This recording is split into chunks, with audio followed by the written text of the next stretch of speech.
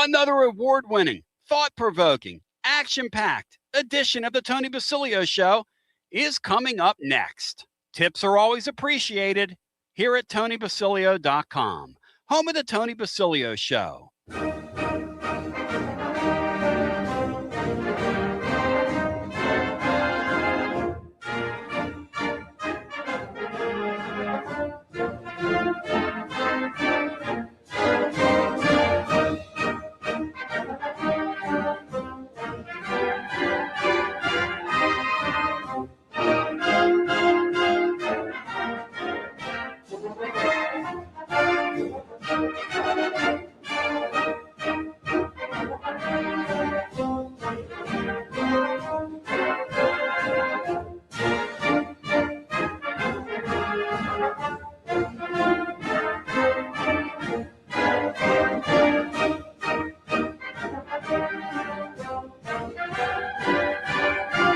Listening to FM 105.7 and AM 1340, WKGN Knoxville, and W289CU Knoxville, Fan Run Radio. Tony B, welcoming you to another edition. My name's Tony Basilio. This is our Kingdom.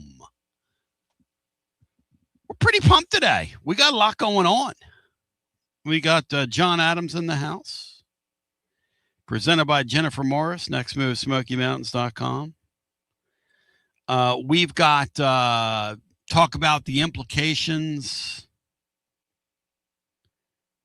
The implications of Duke Harris are amazing, man.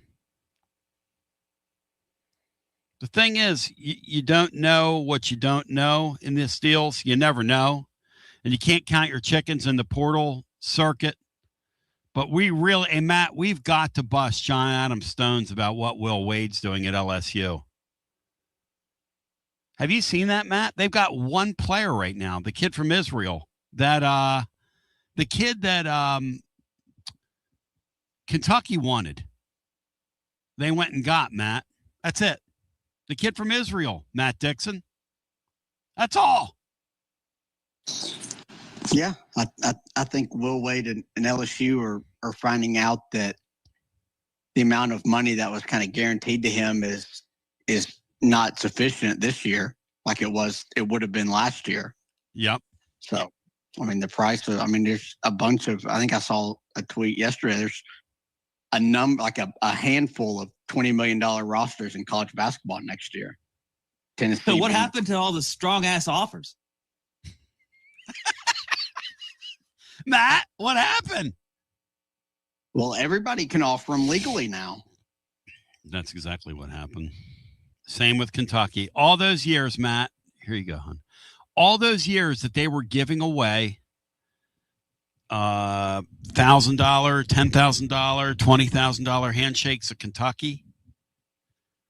You think there's a chance that the guy that used to be at Indiana, who does the show, and he's a little nutty, got mad at me one day on the air, Brian, we had him on. Do you think there's a chance that guy's right that Kentucky basketball's over, Matt? You mean Dan Dockich? Dan Dockich. You think there's a chance that could be accurate? It is, as long as Mark Pope's their head coach. But no, there's too many people invested and care about it for it to just wither and die. But I'd love for that to happen, but it certainly is with Mark Pope, because that guy's not coming close to winning anything there. Let me throw this at you, okay?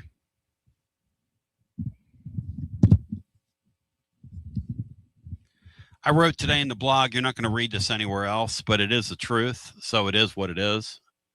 And the truth, as they say in the twad, is going to set you free. How about Steve Forbes, guys, doing Tennessee a solid? I understand Steve Forbes has a child that goes to UT. I predict one day Steve Forbes will live here.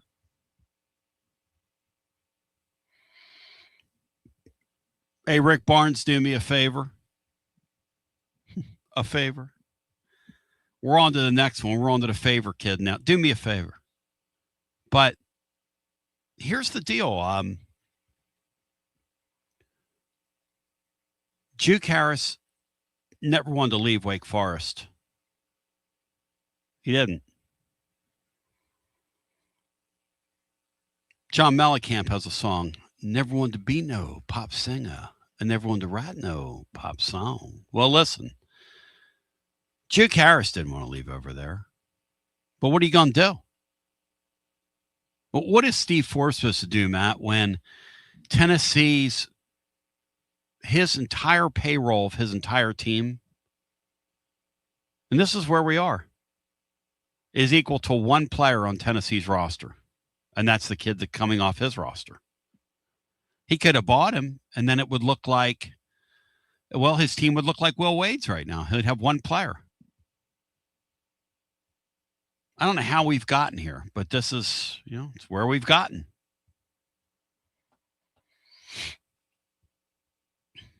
And by the way, it never ends. But if you go over to tclub.team, you can read all about it. But essentially, Duke Harris had a great relationship, or has a great relationship with Steve Forbes. And, Michigan's whining and dining him, and he's from North Carolina, and they have him over there, and they've got a new coach, and it's all brand new, and I'm crazy for you, and all that stuff. And everybody's fired up, folks, and prepared. But the young man says, you know what? I got to go find my fame and fortune elsewhere. So he asked Forbes, what would you do? I'd go play. You need to go play for Rick Barnes. You need to go to Tennessee. That's my understanding. What do you think of that, Matt? He told him, he said, first of all, Knoxville's a great place. I lived there several years. They love basketball. You'll love it there. And secondly, if I were you, I'd go play for Rick Barnes. He'll develop you. Thoughts on that?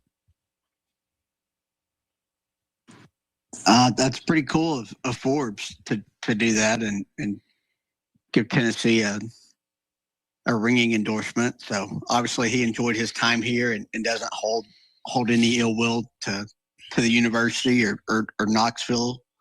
So no, that's pretty cool for him to do that. Because I guess he probably knew, back in early January that Duke Harris wasn't going to be on his team next year, whether that was, in the NBA or somewhere else. So he developed him to be too good of a player to stay at Wake Forest, unfortunately, in this era. So he's a highly skilled offensive guy, come to Tennessee, can pick up some defensive things that can help him stick in the NBA after this year. So, yeah, that's it. Yeah, that's the deal. It's like, I have one concern here. Yeah. In this era, you do run the risk of getting a kid who, even though you're paying him a lot more money than they could at his old stop, will his heart ever be where his feet are? Brian, that's or is that something that we should worry about? No, it's Brian. It's is that stupid? No. It's the biggest question with any of this stuff is in life. Sometimes you do things for money and then you end up miserable. But I would love for one time in my life to do something for $4.5 million and play in a place like Knoxville, Tennessee, where we love basketball. We're so hungry here to get to the other, get to the other side now. I mean, how hungry are we right now in hoops? How hungry is this fan base to get there? And sports are an interesting thing because they're about perspective. Like last night, the Sixers got absolutely destroyed and blowed out by the Knicks. I didn't watch a minute of it because the Flyers were on. Flyers are numero uno to me, numero dos and numero tres in Philly sports. And then the Phillies. Flyers are first to me, then the Phillies. And so my Flyers last night, they're playing a team that had, I think, like 188 minutes of hockey, hadn't trailed in the playoffs, just destroyed a pretty good team in the first round from Ottawa and ripped the Flyers a new one in the first game the other day. And then the Flyers blew a 2-0 lead last night. I'm not mad. Went to overtime, outshot them like 17-2 in overtime and lost. The Flyers did. It's an interesting sports are interesting. It's like we have come so close, but yet so far, because we've never really been close to a Final Four here. Have we, Matt, in your lifetime? I mean, we've been in the Elite Eight. I mean, Bruce Pearl's Elite Eight team was close. Was pretty dang close. That's a good point. That was the end of the game. Make a foul shot. Yep, you're right. Mm-hmm. These Barnes deals so far, I guess the last 3 years have been. What was the most winnable, guys, of those 3 games? Was it the Purdue game? Looking back on it, because I'm not sure if you played the Michigan game. It was Purdue, and you basically needed Dalton Connect to have a 45 point game to win it, but that was the most winnable. Yeah. They actually had the lead against. I don't think they led for 1 second in the other 2. Well, they did against Michigan early. I give a solid assist to Steve Forbes, who I think is a really good man. Those of you that just found the show, during his time at East Tennessee State, we used to bring him on all the time. One time they played, I want to say, a game in the mid-morning as part of ESPN did this thing, the 24 hours of basketball deal. Brian, do they still do that? That 24 hours? They are talking about reviving that. They did a couple years. I think it ended a few years ago. And yes. I think they're talking about reviving it and bringing it back maybe for next season. But I'm not 100% sure. So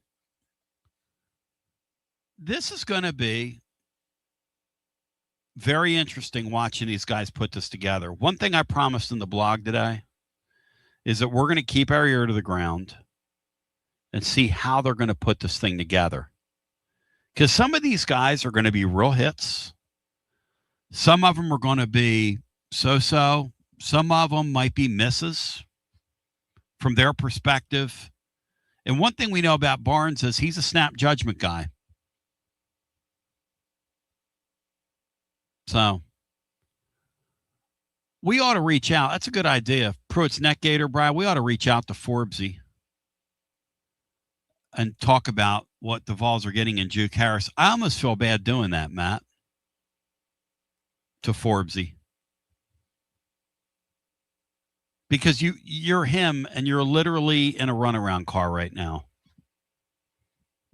There's a guy that worked all his life to get a big time gig and a big time opportunity. And when he went over there, did he go over there, Bry? No, it wasn't the NIL era yet when he went over there, but they were kind of a poorer private university in terms of they were coming off the Danny Manning era where they just could not get traction, and he had just had that really good team at ETSU that didn't get a chance to play in the tournament due to COVID. Yep. And he took that job, I think 2020, maybe April-ish. Yeah.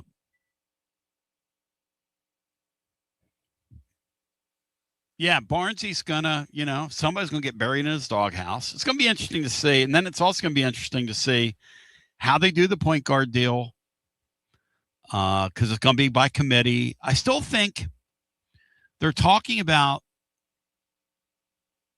adding Do Me a Favor. And I think they're gonna add one more. But let's do this. Let's get a brief Terrell Owens in. John Adams is going to join the fray. He's presented by our friends Next Move, SmokyMountains.com. I'm talking about Jennifer Morris.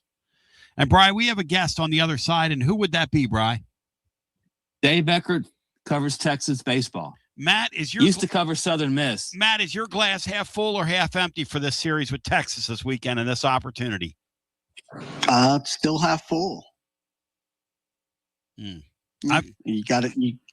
You're more than capable enough to win 2 out of 3 if you play really well. They're a really, really good team. So you'll have to play like you did against Mississippi State to win the series, but it's certainly there. I've come to the conclusion that we're no good, but we can talk about it as we continue on the other side and bring it on back. Dave Eckert joins John Adams joins, but listen anyway after this. Life never stops moving. And between the 30-minute commutes, daycare pickups, weekly soccer practice, Tuesday night yoga, X number of coffee runs, and that weekend trip to grandma's, you're racking up the miles. What you need is a tire that can keep up. A tire designed for doers. A tire that's going to last. Like the exceptionally long-lasting Michelin Defender tire. With an 80,000-mile warranty and the safety and comfort you expect, you can forget all about the miles ahead and focus on getting to your destination or conquering your to-do list. Fleet Tire, I-275 exit 1B at East Woodland Avenue in Knoxville. That's Fleet Tire, I-275 exit 1B at East Woodland Avenue in Knoxville. Fleet Tire. Inward Half is committed to the game and the memorable moments that happen in between. From the tee box to the tailgate, from the green to the big game. For the first birdie with Dad, the first big win with Mom. Friday night lights, Saturday superstitions, Sunday traditions. Fall into the comfort and unparalleled performance of Inward Half. This fall, enjoy the walk-in. Are you tired of hiding your smile because of crooked teeth? At Knoxville Smiles, we've got the perfect solution. Invisalign. No metal, no wires. Just clear, comfortable aligners that straighten your teeth without anyone noticing. Eat what you want, smile with confidence, and see results in as little as 6 months. Call us today for more information about Invisalign, 865-539-1776. Or just visit us online at knoxvillesmiles.com. Smile brighter with Knoxville Smiles. Fan Run Radio, where Big Orange Country comes to talk sports. Start your morning off with your daily dose of talk sports with John Reed and Cody McClure from 8 to 11. Then it's Tony Basilio from 11 to 1. The Playbook with William Pattison from 1 to 3. And The Drive from 3 to 6. It's 10 hours of hard-hitting local sports radio every day. Out-of-town law firms have been swarming into East Tennessee lately. From Memphis, Chattanooga, and Birmingham, they've stormed into the area. Wouldn't you rather do business with a local firm? You know, a true neighbor. Marcos Garza and the pros at the Garza Law Firm are just that. There are neighbors and friends that support local causes year-round. The Garza Law Firm works to serve you professionally on criminal matters, injuries and accident matters, and Social Security and disability filings. The Garza Law Firm is here for you at garzalaw.com. The Garza Law Firm. Let us help. Nothing reminds you of how much you rely on your air conditioner like the first really hot day in East Tennessee. Schedule Pipe Wrench Home Services' $79 seasonal tune-up now before the heat sets in. Our certified technicians inspect, clean, and fine-tune your HVAC system to help it run efficiently and reliably while reducing the risk of breakdowns when you need it most. And while we're there, we can also recommend ways to improve your indoor air quality for cleaner, healthier air throughout your home. For more than 20 years, homeowners across Knoxville, Maryville, Oak Ridge, and surrounding communities have trusted Pipe Wrench Home Services for dependable comfort. And with their same-day service guarantee, you won't be left waiting when comfort matters most. Schedule your $79 seasonal tune-up today at pipewrench.com. Same-day service guaranteed, or the visit is free. Offer valid on standard systems only. Visit pipewrench.com for details.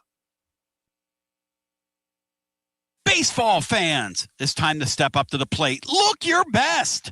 Get some new Tennessee gear from Alumni Hall. Alumni Hall has the best selection. Top brands for you to choose from this season. Look, it's nice and warm outside. So get into any of their 6 air-conditioned East Tennessee locations. Shop online, download the app, grab your Tennessee baseball jersey, your hat, your decal, maybe a t-shirt, and they have so much more.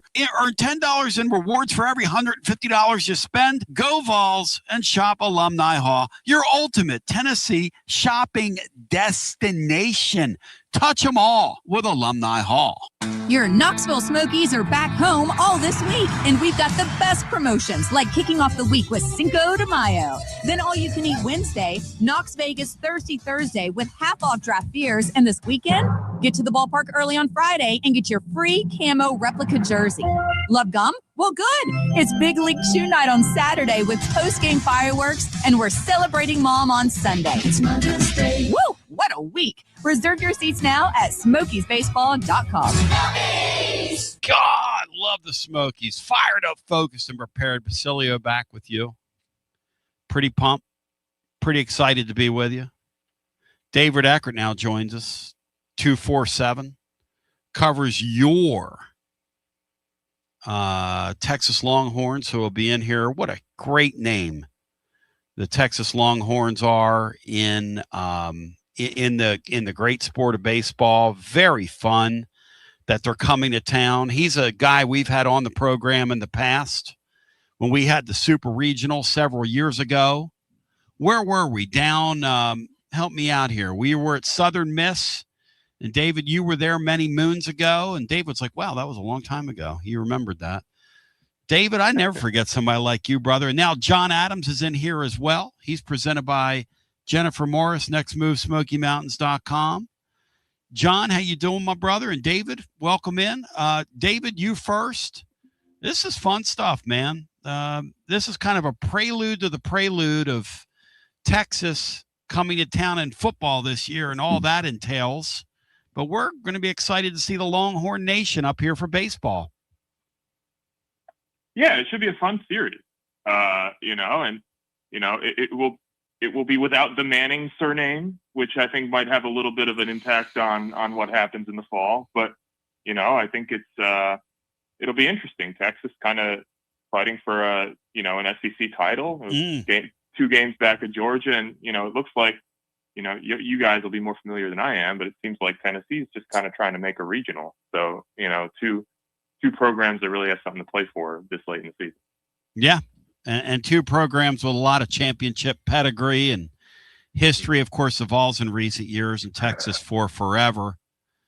John Adams, I bring you in against the backdrop. This is pretty heady stuff, man, when Texas comes to town. This is the thing you get when the Texases and the Oklahomas join your league instead of, I don't know, folks like Texas A&M and Missouri, that last expansion. Good gosh almighty, 2 snoozers.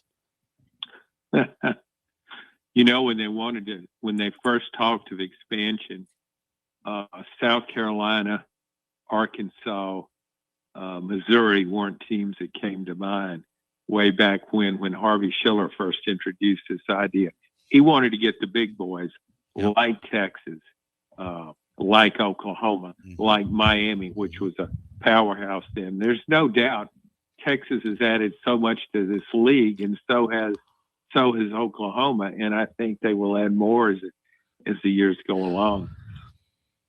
I remember being a schoolboy at Tennessee, John, and I remember opening my News Sentinel at the time and reading that the 2 targets at that point were Florida State and Miami, John, for the young kids out there. And that's when those teams were at the top of the world in football, and they were trying to add them. That's a true story, right? Yeah, Harvey Schiller's idea was to go all the way to the West Texas border, basically extend the league from New Mexico, Texas border, all the way to the tip end of the U.S., southeastern in Miami. And as you said, those teams were at the top of their game. And this was about football. So you were basically trying to add dynasties at the time. And you think about it, Texas, Oklahoma. Imagine back then if you could have added Texas, Oklahoma, Miami, and Florida State, what SEC might have looked like for the last 20 or so years. David, and this is a great spot for us to discuss. What do you think the Texas fans feel like now that we're a couple years into this venture? I guess we're getting ready to go into college football season number 3 here for everybody. Are they enjoying the Southeastern Conference? Yeah, I think they feel great because they haven't experienced the downside to it, which is, you play better teams and you lose more often. And, for Texas, that hasn't really happened yet. I'm sure at some point they'll have a bad season. But, yeah, I mean, Texas fans are loving it. You retain the Red River rivalry, the Red River rivalry. You get the A&M rivalry back, which I think has been really fun.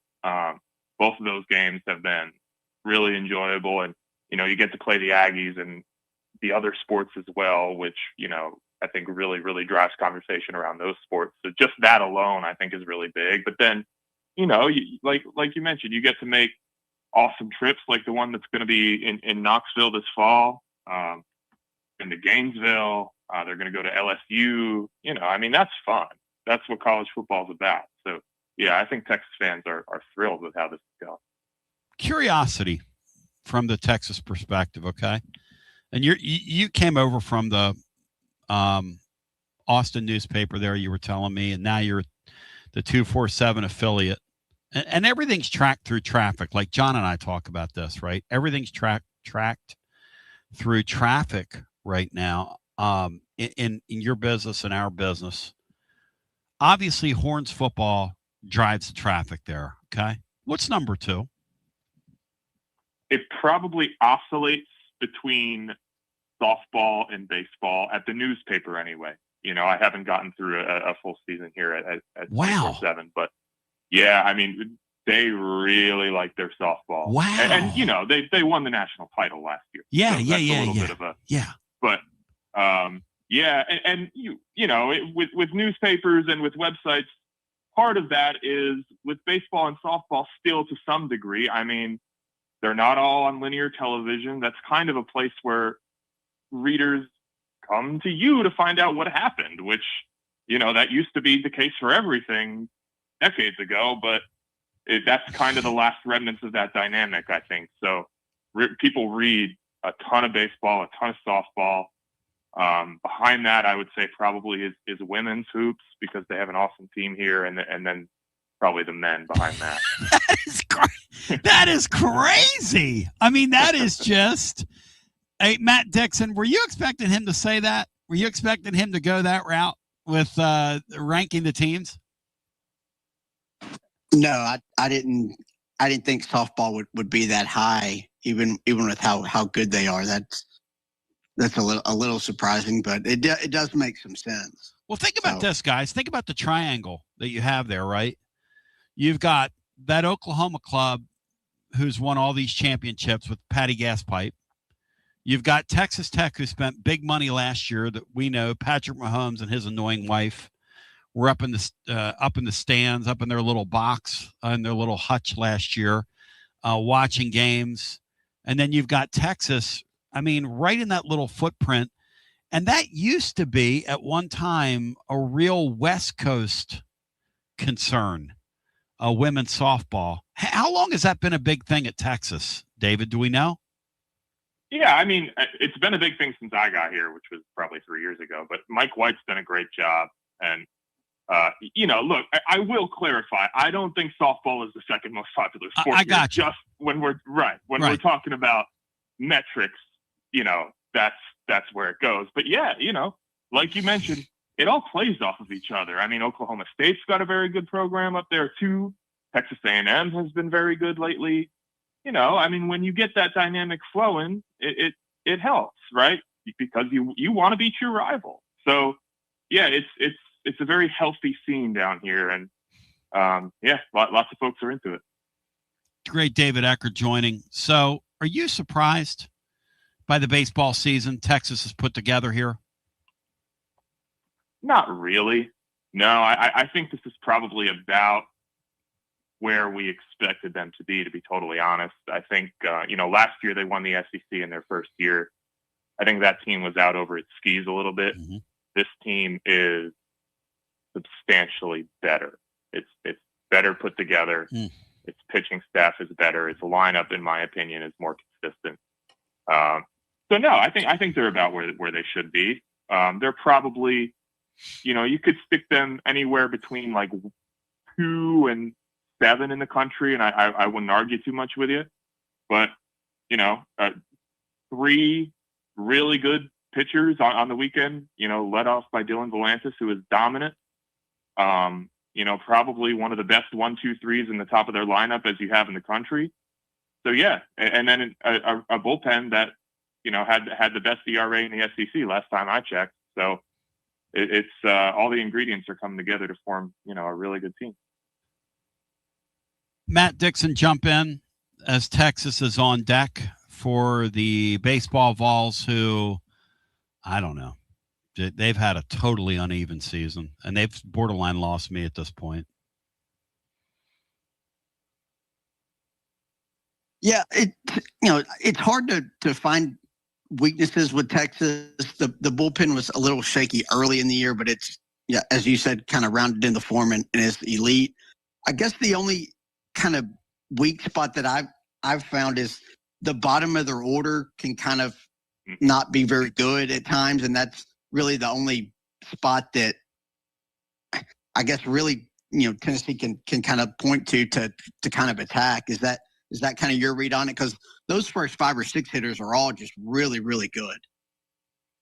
Yeah, 100%. The bottom of their order is not good enough, and they've had some injuries down there, but they're missing Jonah Williams, the two-sport athlete who's been really good at baseball. He would have been down there helping them out. But yeah, it's they're every weekend it's somebody different because they're just trying to find something. At this point, he's kind of trying to Jim Schlossnagle. He's trying to find guys who can get a bunt down there.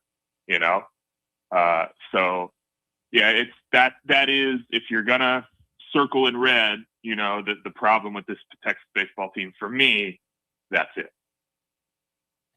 Soft bottom of the lineup. Otherwise, health-wise, you and I were talking off the air. Where are they health-wise? Because you get to this time of the year, everybody's a little beaten, banged up.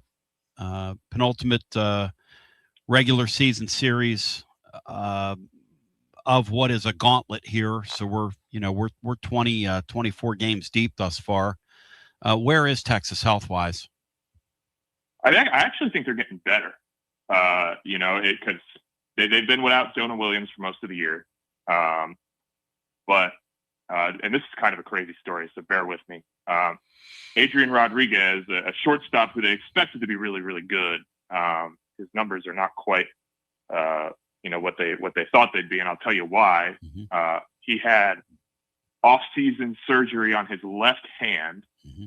Okay, and the idea was early in the season he'd probably have to play through some pain, but he'd be okay, But as part of that surgery, they put in a staple. And it turned out that staple was made of metals that he was allergic to. And so, his hand was just killing him for, the first maybe 2 months of the year. They shut him down for 2 weeks. He goes, he gets the staple out. Now he looks right. So for them, that's a huge plus to get him. Even if it's 75% of Adrian Rodriguez, that's still a darn good baseball player. So, I actually think they're trending in the right direction, injury-wise. Boy, I had to bear with you there. Good thing you told me that, David. Excellent communicator you are. So essentially, they put a staple in this kid's hand to stabilize whatever it was they did to him in that procedure. Now, listen, living listener. Imagine this. This is medical doctors now putting a staple in there, and your body rejects it and is allergic to it. Imagine Hey, John Adams, imagine the internal pain in something like that. I don't care if you're a finely tuned athlete or not, when you're laying there at night and your body is barking at you because it's got a foreign matter in it that it's rejecting, John. That's pretty wild. That's why there's no such thing as minor surgery. It's all major. Amen to that. A lot can go wrong. A lot can go wrong. And when you follow sports teams, I do, it usually does. As we visit with David Eckert today on the program. How do you compare the baseball fan there to the Southern Miss baseball fan? Because Southern Miss was so charming, right? I know you left. Southern Miss was so charming because they know they're not going to have like the best team in the world, but they're really proud of who they are. They're not expecting to win all the championships, but it's a real community-oriented thing. Matt was talking about going down there, who's on here now. Matt Dixon was down there with his family for that super regional during the lightning storm when everybody was under the metal bleachers, hoping not to get struck by lightning. Just a very charming scene there, I guess is what I'm trying to say. And Texas has all the money. Who's got better fans? Now you're just trying to get me in trouble. I mean, oh my God. No, I'm really not. I'm just asking you, No, it's, I mean, they're very different as you kind of said, right? Like Texas, I think there is an expectation where at Southern Miss there is a hope, is kind of the best way I could put it. So yeah, I mean, look, when you expect to win, when you've been to Omaha more than any program in the country, that creates a little bit of a different fan base for sure. Texas games are not as, they're not as rowdy, I guess, as what you guys would have seen in Hattiesburg when you were down there at the Roost, where everybody's just going nuts. That's not what Texas is. Texas is kind of a family. You're going to take the kids and you're going to have fun. Outside of a couple games. I mean, when the Aggies come here, that changes a little bit. But yeah, it's completely different dynamic. I kind of look, John, at Texas baseball like they're royalty. They've played for several generations now. Roger Clemens, and even past that, they've played at the top of that sport, essentially. Well, I think most Texas fans think of themselves as royalty, not just in baseball, but in everything. That's why they're probably, I think they've replaced Alabama as the program other SEC teams love to hate. Just moved right in here. I think, when you come in with your own network, and I'm sure, I mean, I lived in Texas for a while. I'm sure, back in the old Southwest Conference, all those other schools are out to get Texas. Texas was far and above everybody else. And you develop a mentality with that. Texas has plenty of money. It's been good at a lot of sports. It's won in just about everything. So you develop that kind of attitude, just like Alabama did in football. David, the thing about that program is that, I'll be honest with you, it's going to be really cool seeing them play in Knoxville this weekend. I don't know what that means about me. I don't know what that says about me. I kind of love tradition, and I love the concept of Tennessee and Texas. When I close my eyes and think about that Friday at when we're down at Calhoun's on the river, and those fans from Texas that'll be there, and I think about the concept of us being there, I smile, man. I think it's going to be a beautiful thing. Do Texas baseball fans, will there be any there this weekend? Do they travel? Will they come up here? Yeah, they definitely. I was in Vandy with them going on a couple weeks ago, and I wouldn't say it was majority Texas fans, but it might have been 70-30, and granted, that's Nashville, right? That's a different proposition. That's kind of a tourist destination, but I definitely there will be some Texas fans in attendance, and but like you said, I mean, this is one of the premier programs in the sport. There are people who follow this program first and foremost, and so definitely they go on the road with them without a shadow of a doubt. Matt, does that pop you thinking about Texas playing here? I mean, you being a lover of college baseball, and then the concept of Texas playing in Neyland Stadium in the fall. Does it pop you like it does me? Yeah, I'm excited about it. I'm super excited for the football game. It's the one I have circled, but yeah, it's fun that they're coming here, and then that the teams met in that College World Series in 2021 when Tennessee was there for the first time under Vitello, and I think Texas actually eliminated Tennessee. But yeah, it'll be fun. Schlossnagle and Vitello had a rocky relationship, and I think Josh Elander even played for Schlossnagle at TCU, so I'm sure their relationship's better than whatever Tony's and Schloss's were. But should be a lot of fun, and it's just like you said, it's one of the premier brands in college baseball history. David Eckert joining. He's with Horns 247. David, I don't get the Arch Manning thing now. John Adams does. I don't. Do you see him like everybody's talking about number one player in the country? And I mean, shouldn't you have to do it on a college football field before you're the number one pick in the NFL draft? Or am I being unfair here, David Eckert? Let's get down to brass tacks now that we've gotten all the niceties out of the way here. I think he did do it on a college football field for 6 weeks, and everybody for the previous 6 weeks had kind of made their minds up about him and maybe didn't notice is my analysis of that situation. You know, the last, the last 6 or 7 games that he played last year were as good quarterback play as I've covered in college football. I mean, it was just elite, and the reason that it changed is Texas's offensive line in front of him went from being an absolute atrocious abomination to just bad. They fixed some things so that they could get to just bad. And that was enough for Arch to, figure it out. And so, look, do I think he's beyond a shadow of a doubt, crown him, the number one player in the country? No. Do I think he's got a shot to be? Sure. 100% he's got a shot to be. But if his name wasn't Arch Manning, we wouldn't be talking about him we wouldn't have been talking about him like that before.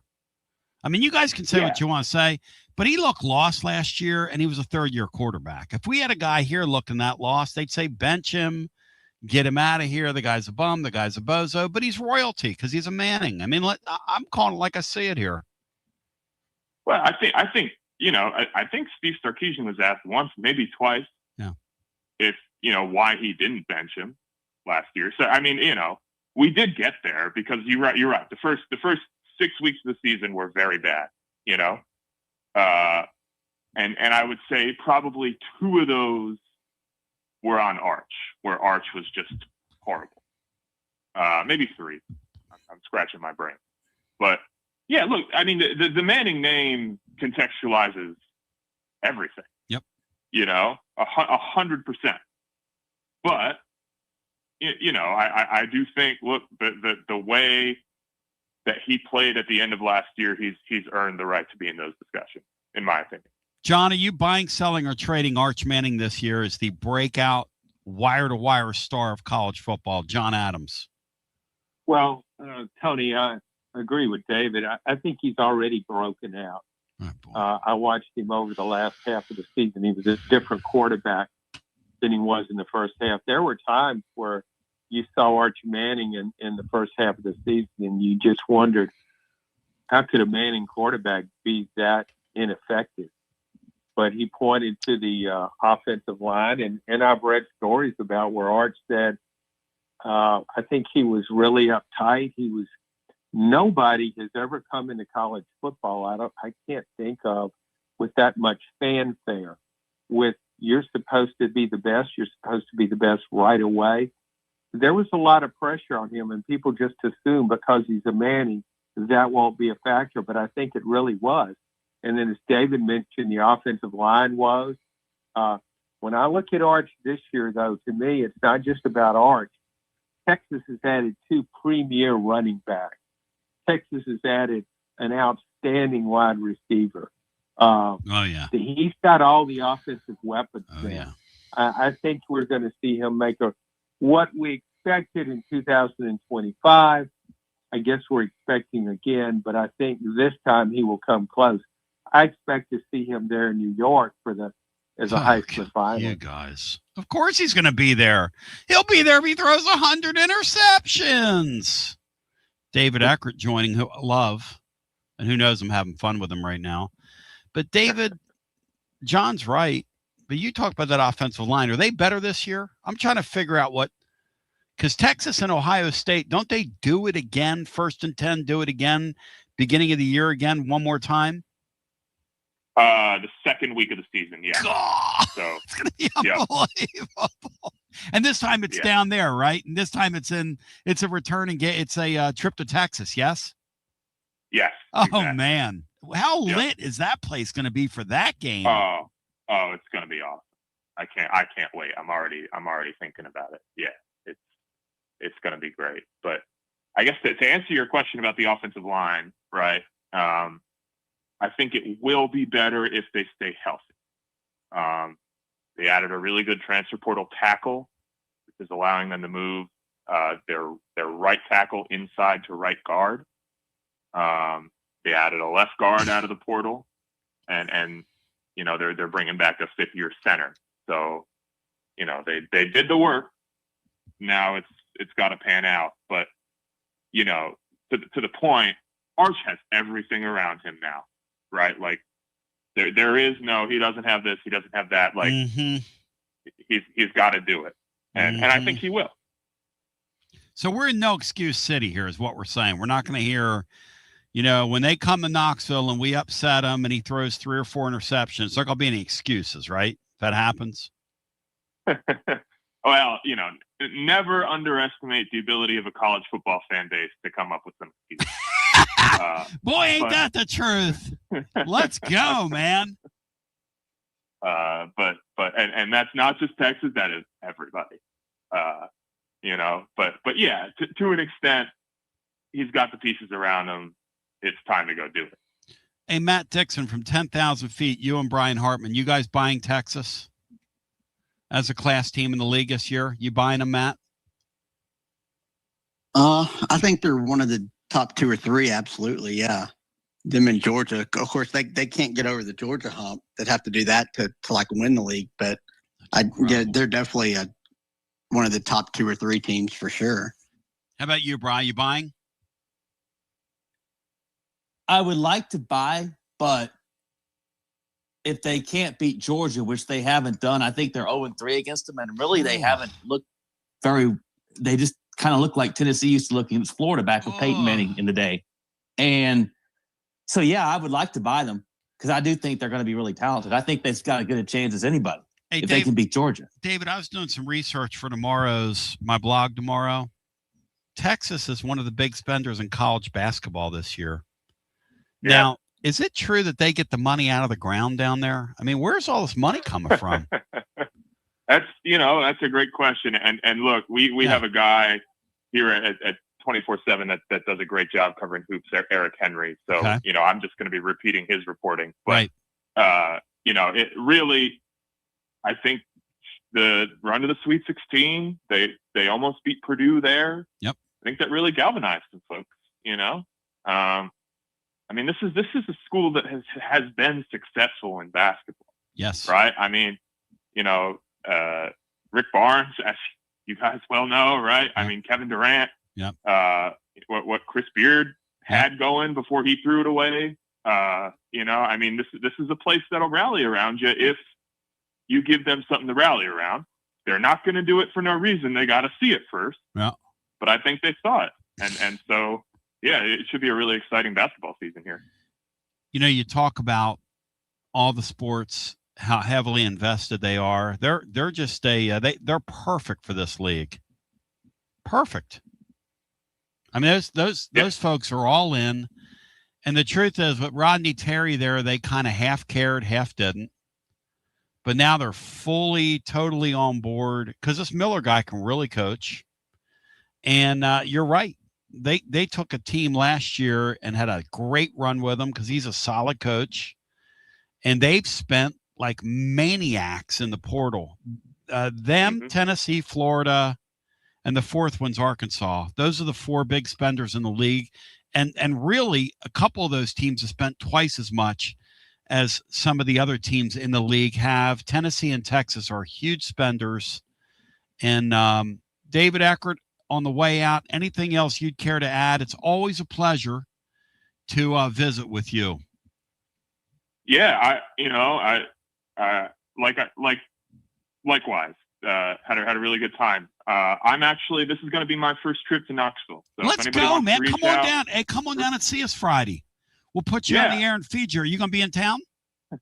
I'm landing at 3. 3 in the afternoon on Friday? Yes, sir. All right, I'm going to reach out and text you. I think we're playing music Friday night. I might have to have you out somewhere where we're playing. You come up and sing Rocky Top with us? I don't know about that, but I got to be careful. But, I'd love to hang out. But any recommendations, whatever, send them my way. So David Eckert, I'm excited. You're going to have Applebee's. Try to crack there on it the is. old Southern Miss days. I was waiting for it. Let's I was waiting for go. it. Hey, guys, who was the guy that wrote the old country song about Applebee's? Matt, do you remember? That's right up Brian's I alley. literally wanted to take that guy and throat punch him when they started playing it that summer. Brian, what was the song about? I'm bougie like Applebee's. I remember the song, but I forget who did it. I literally, but it was not a good. It was a bad. It was really no, bad. no! I wanted to karate chop him. It was an abomination into the ground. Do you remember it, David? Do you know what I'm talking about? I have absolutely zero idea. Bougie like Applebee's. John, do you remember it? Bougie like Applebee's. I'm glad to say I don't. 2 straws and Walker Hayes. 2 straws and a drink. Walker Hayes, somebody said. All right. Hey, great talking to you. Tell the living listener, give them the coordinates where they can find you, and it's been great talking with you. Yeah. Horns 24/7. We're going to have a ton of content, baseball wise leading up. And if you want to be inundated by my terrible jokes, it's David Eckert 98 on Twitter. So, you're the man. Hey, God bless. God bless, bro. Thanks. All right. David Eckert 26. Yeah. And it's great talking to him. I think he said go Vols at the end there. Did he say go Vols? John, did you catch that? No. He did not say go. Okay.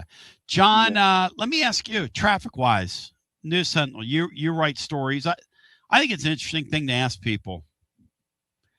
I think in the Tony Vols era, when it was smoking hot, you'd write a story. At least this is what I hear from people in your deal. Boy, you could really drive some traffic with a Tennessee baseball story back in the day. Have you guys found that that's cooled off? I'm not sure how much it's cooled off, but even when Tony was here, right, our baseball traffic really came mid-May through the college football through the NCAA tournament. Okay. Early on, and that's true with basketball. Yeah. Say men's basketball. Men's basketball has become, there was so much going on with the Lady Vols that created a lot of traffic. I would say this year it was probably Tennessee football dominates. Right. There's nothing close to it. It's like the NFL in the whole world of sport. Nothing can compete with the NFL. Nothing, I don't think, in our whole Southeast network drives traffic better than Tennessee football. Nothing. And but then below that, I think it depends on the season, the coach, the type team. But so much was going on with the Lady Vols. I know I got a lot more traffic on Lady Vols columns this year when they were imploding. On the Vols this year when they were imploding, right? Mm-hmm, mm-hmm. Yeah, it was a national story. Yeah. So,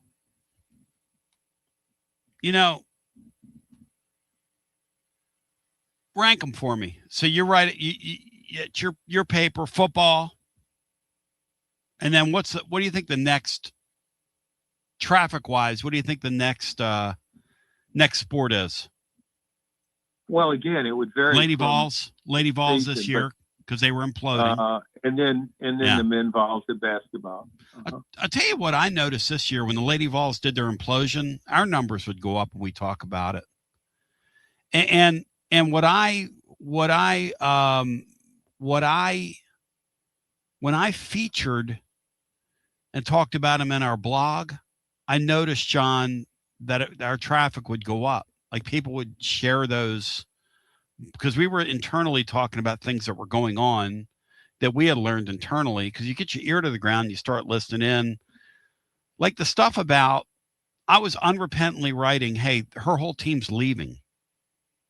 Like, and this person did this, and that person did this, and I think it's interesting that she actually, and Matt and Brian bring both of you guys into this, that she honestly, like on the Caravan, has said, I recruited star rankings last year instead of recruiting basketball players. I think that's an interesting thing to admit by her. I don't know if it's going to work out for her, but I think that's an interesting admission by her. Well, I don't know what what other choice you have. It's almost as though she's saying, okay, I was wrong to recruit elite players. But see, that speaks to a problem with her system. Just because you get elite players doesn't mean you're doomed to failure. Quite the opposite, in fact. Yeah. Mm-hmm. But you can't get elite players. And we go back to Caitlin Clark. She was a superstar. Can you imagine rotating her out of a game every 5 minutes with substitutions? Can you imagine asking her to press for 35 minutes in a game? Mm-hmm. Elite players don't want to do that. Every coach has told me that. Former players have told me that. It just doesn't work that way. You don't want to press the whole game because you want your legs under you when you're taking your jump shot in the last 10 minutes of the game. So to me, I thought once they did a great job of getting really good players. NIL had something to do with that. Mm-hmm. Once you brought them in there, I thought she would adjust to that. Mm-hmm. And in retrospect, she said, well, she did change some a little bit. She should have changed more, but then she second guessed herself and said that was a mistake. I shouldn't have done that. I think another problem with this whole deal, this is somebody learning on the job and experimenting. And she's experimenting in a place that was one of the elite programs in women's basketball. That's why somebody like Holly Rowe would comment on it, because this is a national brand with a great reputation for tradition and so forth. And so here you have a new coach who's trying out things, not working, and now she's going to go back a different way. I think what will happen, you'll have this year, you'll win more games. And you'll make the NCAA tournament, particularly with a 76-team field. But I don't see her program advancing beyond what Kelly Harper did or what Holly Warlick did. I just don't see it with this system.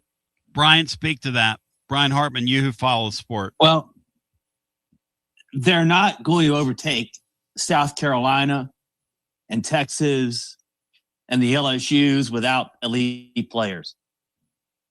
And I think she knew that after her first year and tried to adjust, and it blew up in her face.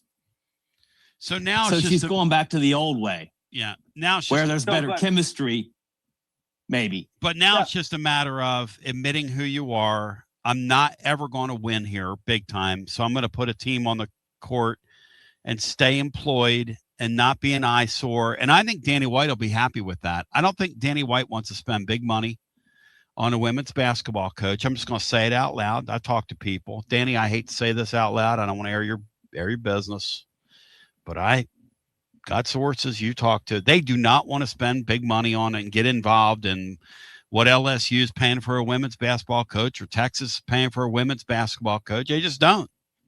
And so, Matt. Well, they did it last. But they did it last year, Tony. Matt, they're happy to pay for a runaround car.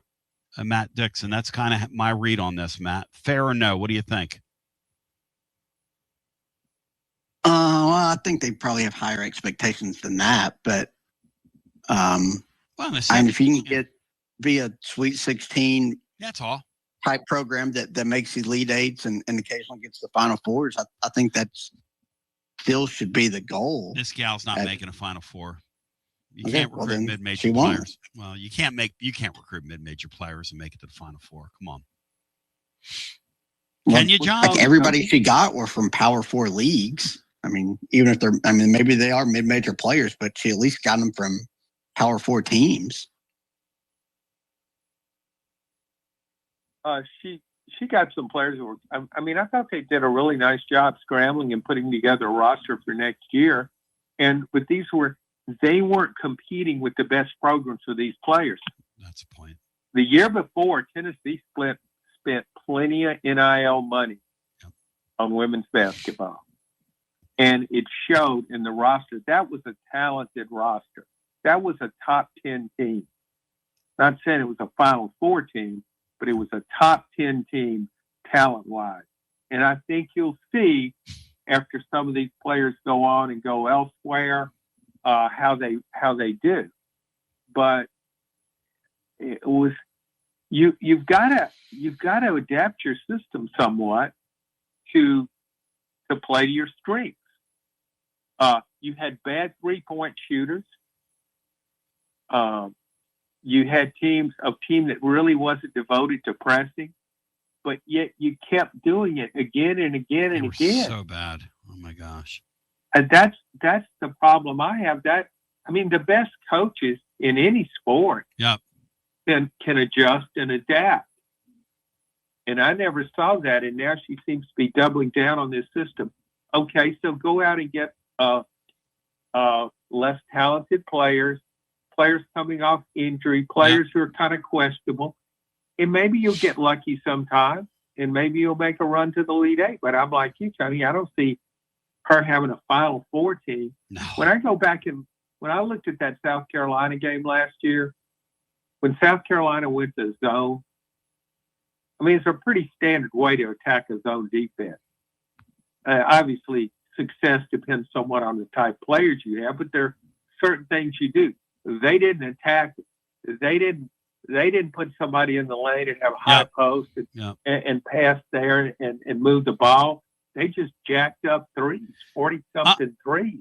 I'm going to guess that Rocky Top Ruckus over here on YouTube doesn't say whoop-de-doo for my Subaru as he writes the following. It's smart if Danny White does not want to spend big money on women's basketball. I think a lot of people feel that way. I think there are a lot of people that look at it and go, hey, put your money in your baseball program. And if I had one do-over, John, I said this earlier in the year, and I mean this. People think I said this for sport, or I'm going to say it again. One regret I have is coming out and saying what I said early on about her and the heat that Tony had with Danny White, which Tony had real heat with Danny White, when they clawed back some of his, what he thought was promised NIL money to give to Kim Caldwell. And Danny wanted to say my name. Hey, Danny, next time, say the name. He wanted the media people in there to say the name. Danny, say the name, man. You can do it. It's cool. I'm a big boy. I'm getting bigger. By the way, I looked at myself in the mirror the other day. But at the end of it all, I shouldn't have done that. Because now people target her when in fact they were trying to do something that it's just not going to work. No offense. I'm for her. I hope they win all their games. What they're going to do is, to John's point, they're going to warp that schedule down. Yes or no, John? I expect them to do that. Win enough games to get into the tournament, not grind their team into the ground. They played way too hard of a schedule for this lady here. She couldn't handle that schedule. There's no way a coach of her ilk, no offense to her, could navigate that schedule. There's just no way.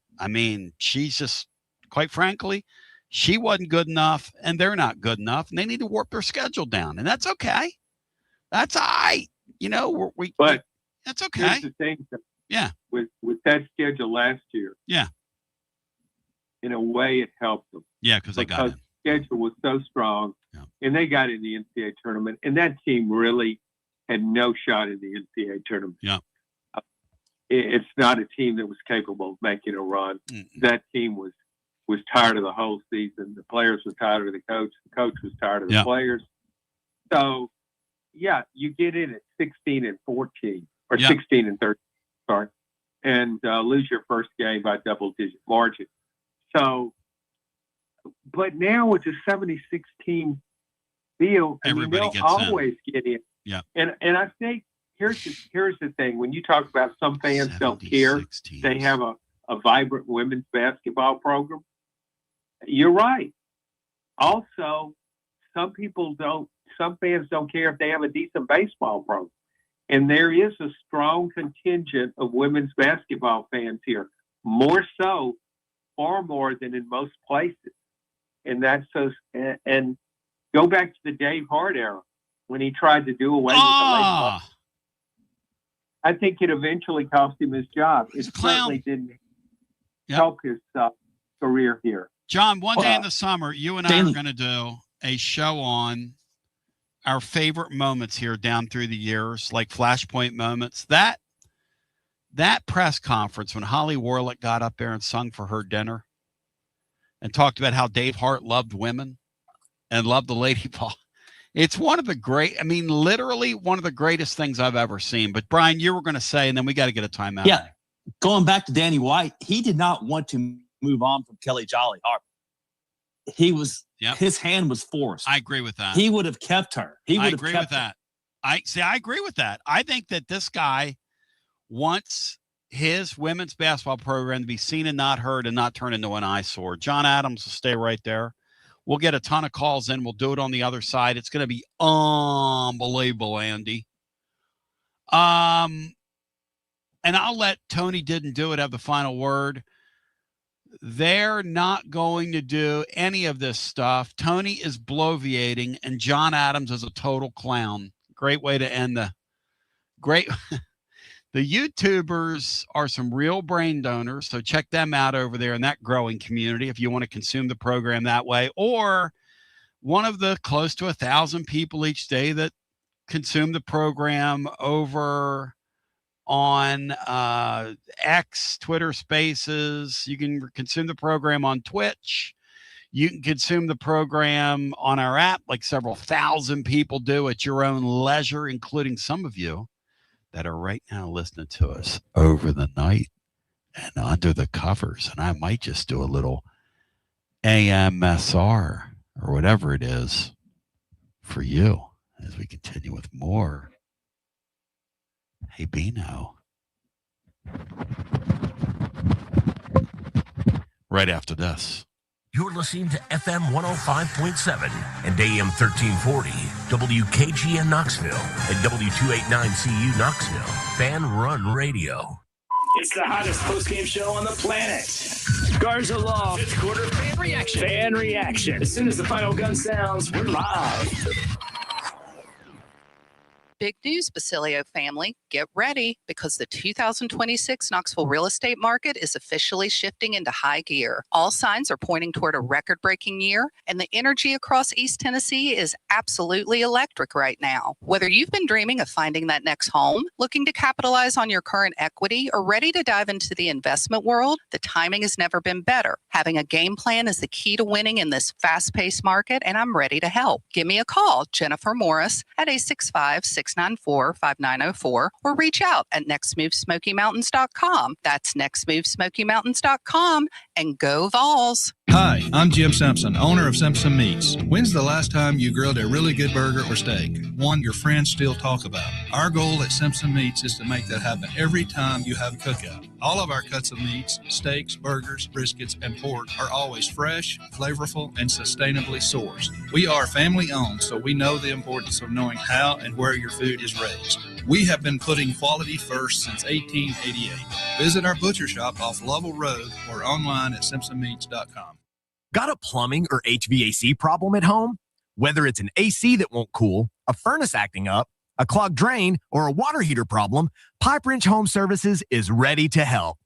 Right now, when you schedule any HVAC or plumbing repair, your service fee is waived with the completed repair. That means expert help fast without the extra cost just to show up.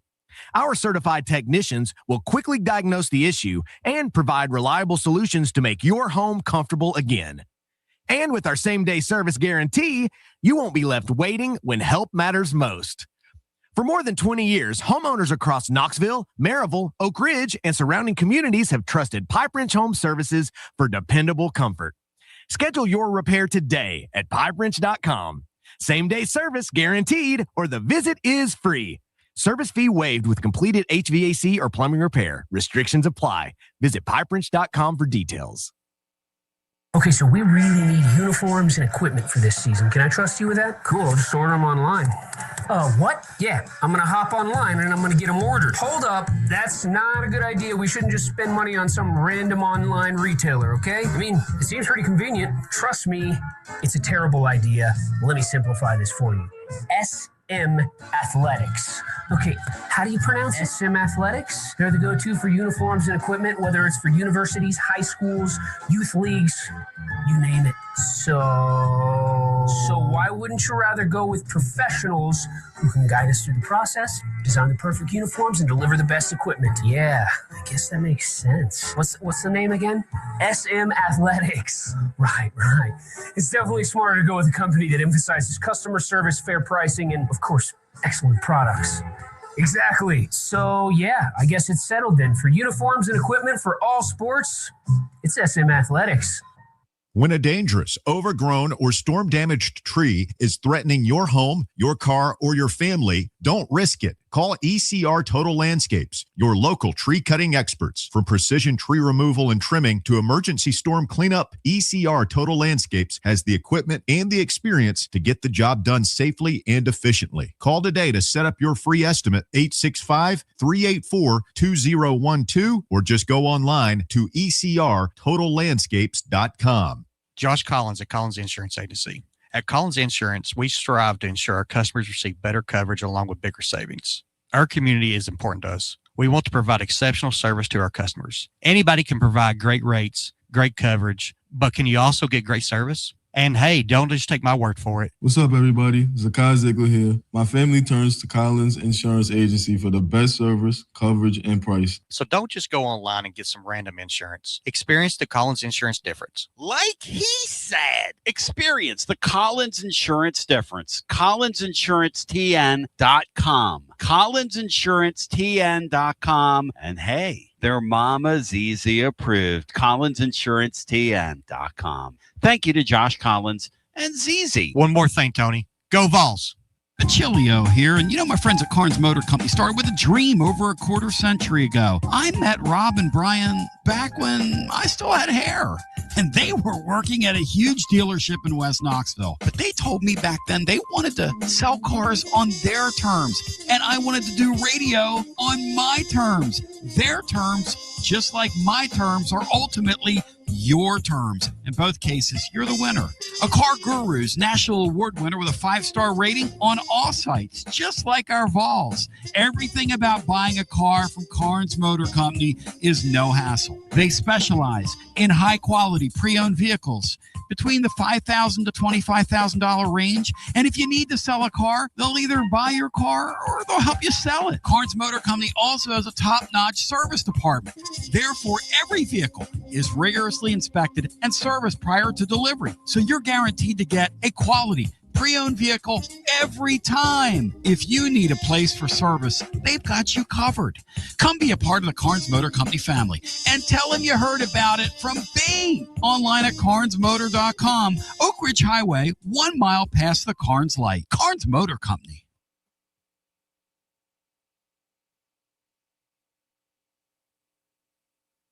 Tony B back with you, 865-200-5402. I got to share something with you as a programming note. And this is just me as a programming note, okay? Programming note. I was telling Brian and Matt this, and they're going to say amen and hallelujah to this. Look, I love sports, and I enjoy what I do. And I enjoy community, and I enjoy our community. And I'm not going to sit on here and talk about this damn entertainment district every day. In fact, I'm declaring a moratorium on entertainment district talk, except to say that every once in a while we'll make fun of it. I reserve the right to make fun of it, but I'm not going to sit here every day and, like somebody said to me, well, the guy that is developing it's one of my best friends, and I don't have anything against the guy developing, because if he didn't develop it, somebody else was going to. I mean, this thing is what it is, and it left the tracks a long time ago. And again, I liken college sports. People can laugh at this if you want, but it's off the tracks and it's in the air right now, okay? And people that are around this know this. Eventually, it's going to hit the ground.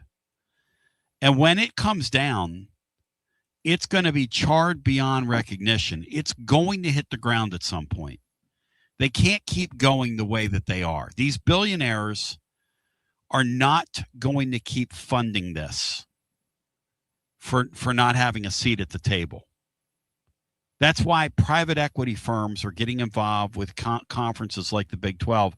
If they're not careful, these people are going to sell their universities to private equity firms, and that's where this is going. And then at that point, the car is going to be off the tracks, and we're all going to get out because we're all going to be cheering for Wall Street. Sorry. I'm just calling it like I say it. They don't have any like Danny White is right. They don't have collective bargaining. So I'm not going to sit here and like belabor what Tennessee's doing with this entertainment district, except to say that it's kind of goofy and silly and doesn't speak to me, but hey, different strokes for different folks. Interesting point brought up here. Let me go back here. And Matt, I want your thoughts on this. Last spring, Brian said something interesting about how Danny White really didn't want to move on the last women's coach here. But, you know, she got to the Sweet 16 and couldn't get over the hump, and people didn't feel like it was going in the right direction, so he did it, and he took a swing on this gal who I don't think is very good, but whatever. We'll see what happens. Matt, it seems to me that Danny White called the press conference, and they were going to have a national search in baseball. And then 2 days later, he hired Josh Elander. Now, those two things are not congruent. But when you put it together with what he did with women's basketball, I almost get the sense that he was like, hey, look, this isn't a big revenue deal. And if all the former players want this coach, and if some of the big boosters want this coach, y'all can have what you want. Decent read on that, Matt, or no? What do you think? Because I think that's what happened. Yeah, probably. So I also don't think he knew how big a part of the program that Josh Elander had been, because he even admitted he doesn't really interact with coaches, especially not assistant coaches. So he was probably caught off guard by basically the overwhelming support to hire Elander. And it was the easy move for him to make. Easy move. So, yep. Yeah, I think there's probably some truth there. And that's kind of, I'm looking at Danny, and I'm sort of getting a profile of him, and we're getting to know him 5 years in or so. He's kind of an international man of mystery with a new look, may I add, which I can appreciate. I was 39 and holding at one point. And he's got a nice new look, a nice new haircut. Looked very wide-eyed at his press opportunity that we saw at the Caravan. Some might even say wired. I've been there before. But I think the whole goal is for baseball, put a solid team on the field. Don't embarrass us. Win some. I mean, whoever you hired was not going to win at Tony Vitello's level. And Tony Vitello, Matt, going forward, like this team here, I told Taylor this yesterday, and he didn't like it, but this is how I feel. This team was pretty much going to have the same record it has right now. Unless this pitching coach really is the problem. Now, there's a chance, because, Taylor, I wanted to say this to you, because you had a good call yesterday, and you'll have some thoughts tomorrow in the blog. And Matt, by the way, has some great thoughts on the weekend today over at tclub.team. And we've got some stuff on the Juke Harris commitment, just some behind-the-scenes things that went on there. The whole story's not told yet. It will be. But let me just tell you this. Rick Barnes knows what he's doing. I'm going to just tell you that right now.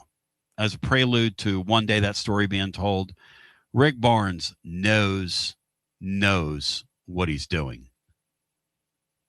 But we're getting a sense of Danny White, and Danny White cares about really more than winning, cares about money and keep money people happy. That's why they hired Elander. And listen, Matt, when I watched Elander after Saturday's game, I had a thought, and the thought occurred to me is this guy doesn't look like he wants to be a head coach right now. He looked sick of it. Maybe we'd all be sick of it if we sat there and watched what they watched. Probably not a fair thing for me to say out loud, but it's my show. It's my party. I'll cry if I want to. And I was crying yesterday, Matt. What do you say to somebody like me when I make an observation like that? Is it the fair observation or no? Well, I mean, you can interpret it however you want it. I'm not going to say you're wrong there. I just don't know. He to me, he sounded more like a pissed off fan than anybody else. That his team came out and no-showed 2 days in a row and played horrible two games in a row. That's what it sounded like to me. So, I mean, if that means that he doesn't want to coach that team at that moment, that's probably some truth there. That had to be really frustrating and disappointing from his perspective to see that happen. I think you'd be 3 or 4 games better if Vitello was the head coach because you'd still have Frank, you'd still have Q. Yeah. I just think some of that stuff would carry over. Heck, this team should be at least 2 games better than their SEC record, and that's just as it. Like what are the two, Matt? What are the two they blew? What are the two like real giveaways on the year? The Sunday game against Vandy, the Sunday game against LSU. I mean, even that Sunday game against Georgia, although they're the best team in the league, you wound up losing that one, but you had a bigger lead in that. I mean, you got walked off all 3 games versus Vandy, but if you just get one of those, I think is realistic. And just that Sunday one against LSU was really bad too. Hey, John, some guys, and people get mad at me for saying, I said this on the air yesterday, and maybe Elander's just young or whatever. And he's kind of like Kim Caldwell, he'll come back after the season. They'll regroup, like talking to people. And again, I'm not trying to be funny or glib here. I don't expect this pitching coach to be back here next year based on people I've talked to. And if you think about where they came from,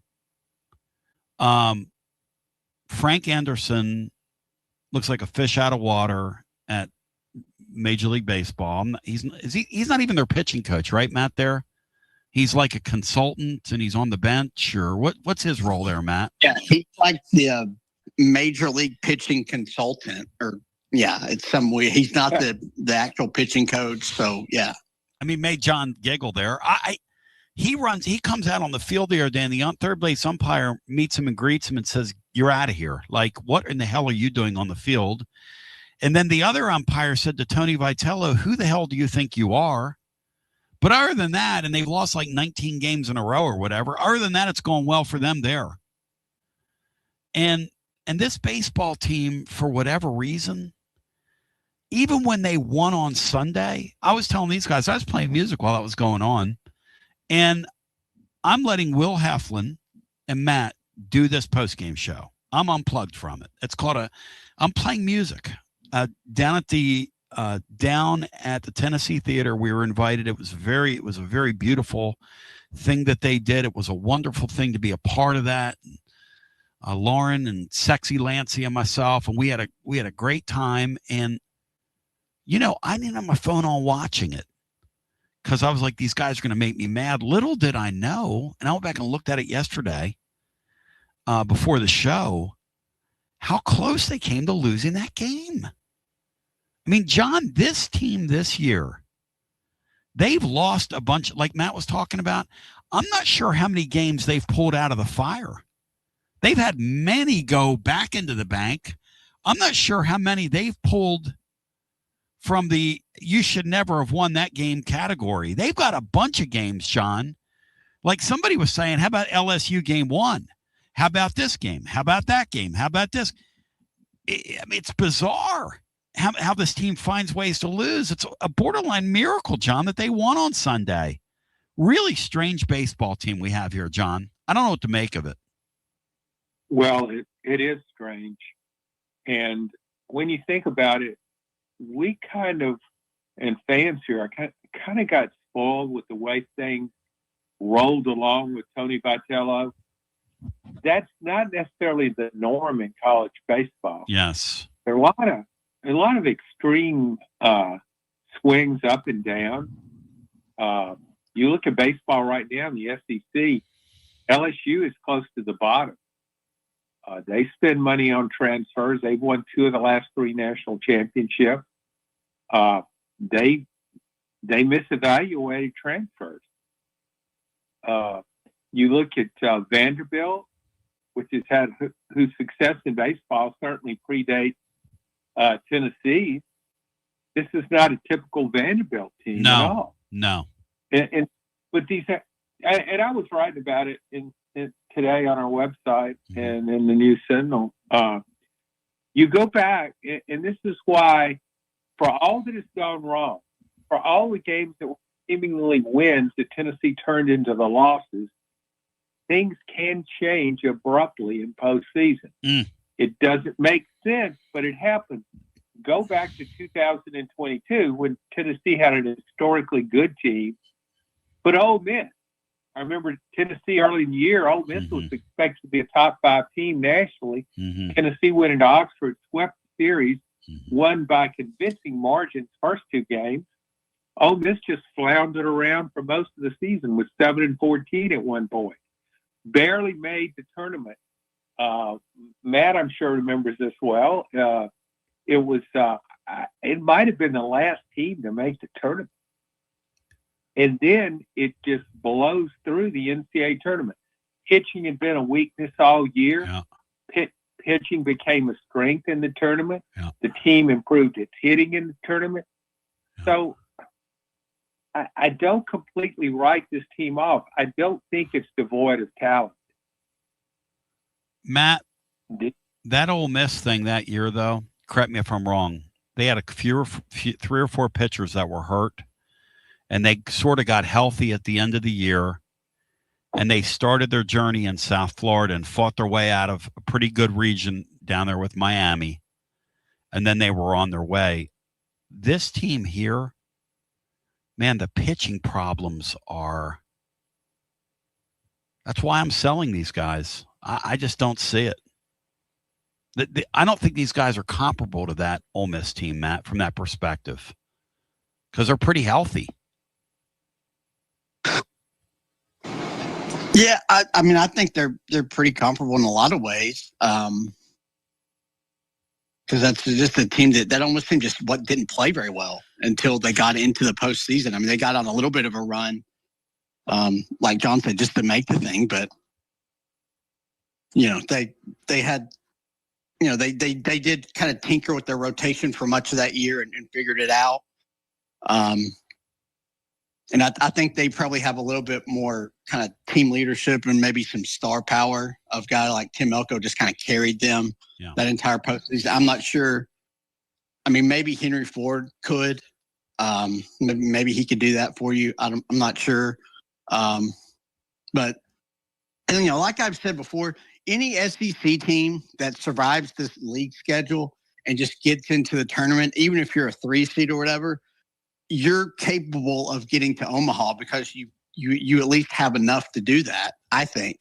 And would I pick Tennessee to do that? No, they don't have the bullpen and they just don't have the consistent bats to do that. But I wouldn't be just totally shocked if they did it. I mean, Florida, like 2 years ago, was barely over 500 overall because they lost a ton of midweek games and barely got into the field and wound up finishing 3rd in Omaha, and they were like a 3 seed, and I think it was Stillwater. So like it happens for SEC teams that get hot. You get a good draw. Maybe a pitcher's hurt for the regional host or something, and you find a way to get through that, and maybe there's an upset, and you're not facing a 1 seed in a super. Like that stuff can happen. Sure it can. You just got to make sure you get into the thing, and Tennessee's at least in position to do that, even though they've really struggled and got beat themselves in a number of games. Look, hey, Matt, could Blaine Brown turn into a college Ohtani like Florida had, or anybody on Tennessee's team? I'm kind of being serious, but kind of not. Who could do it? That's a great question, Brian. Like who's anybody could get hot though. That's the thing about that sport. Like we forget if this is Major League Baseball, these are small sample sizes, that SEC season, by any baseball standards, by any measure. But every game is so weighted. Every AB is so weighted.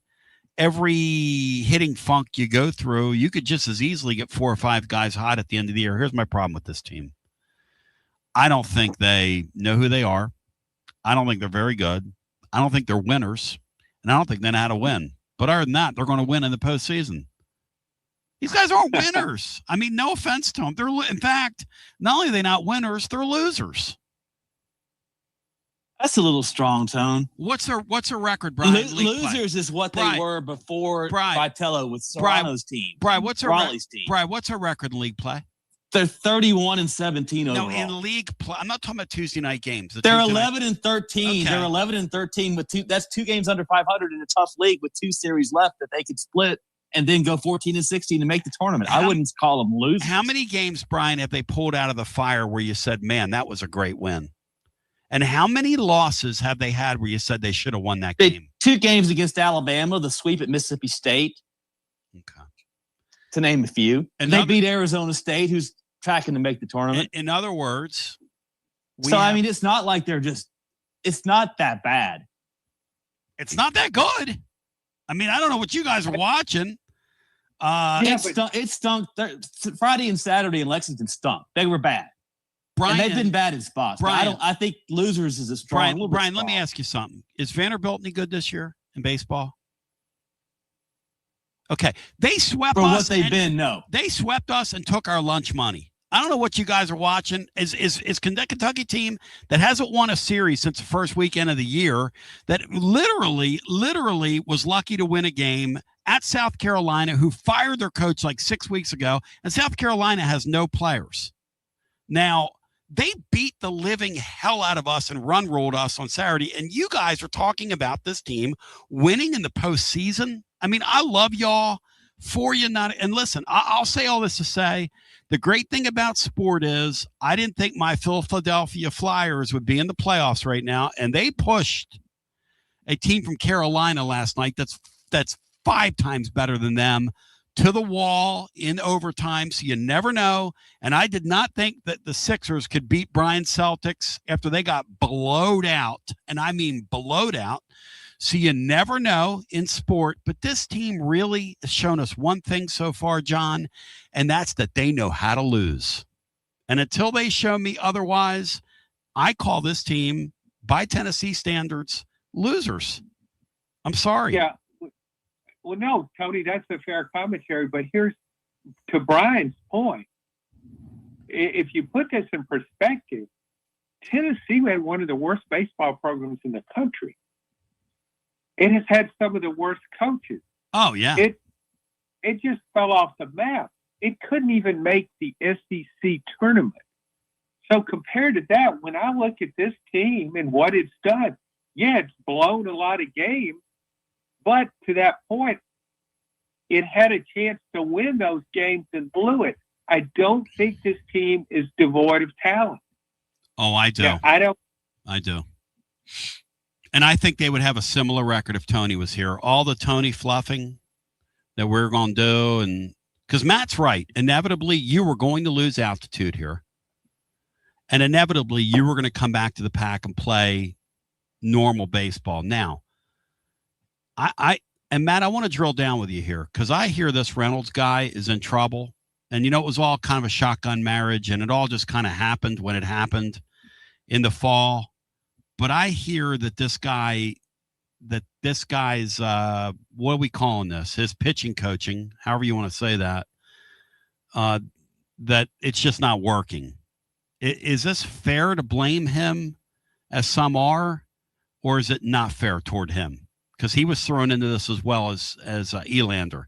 Does he deserve another year, Matt? Will he get another year in your mind?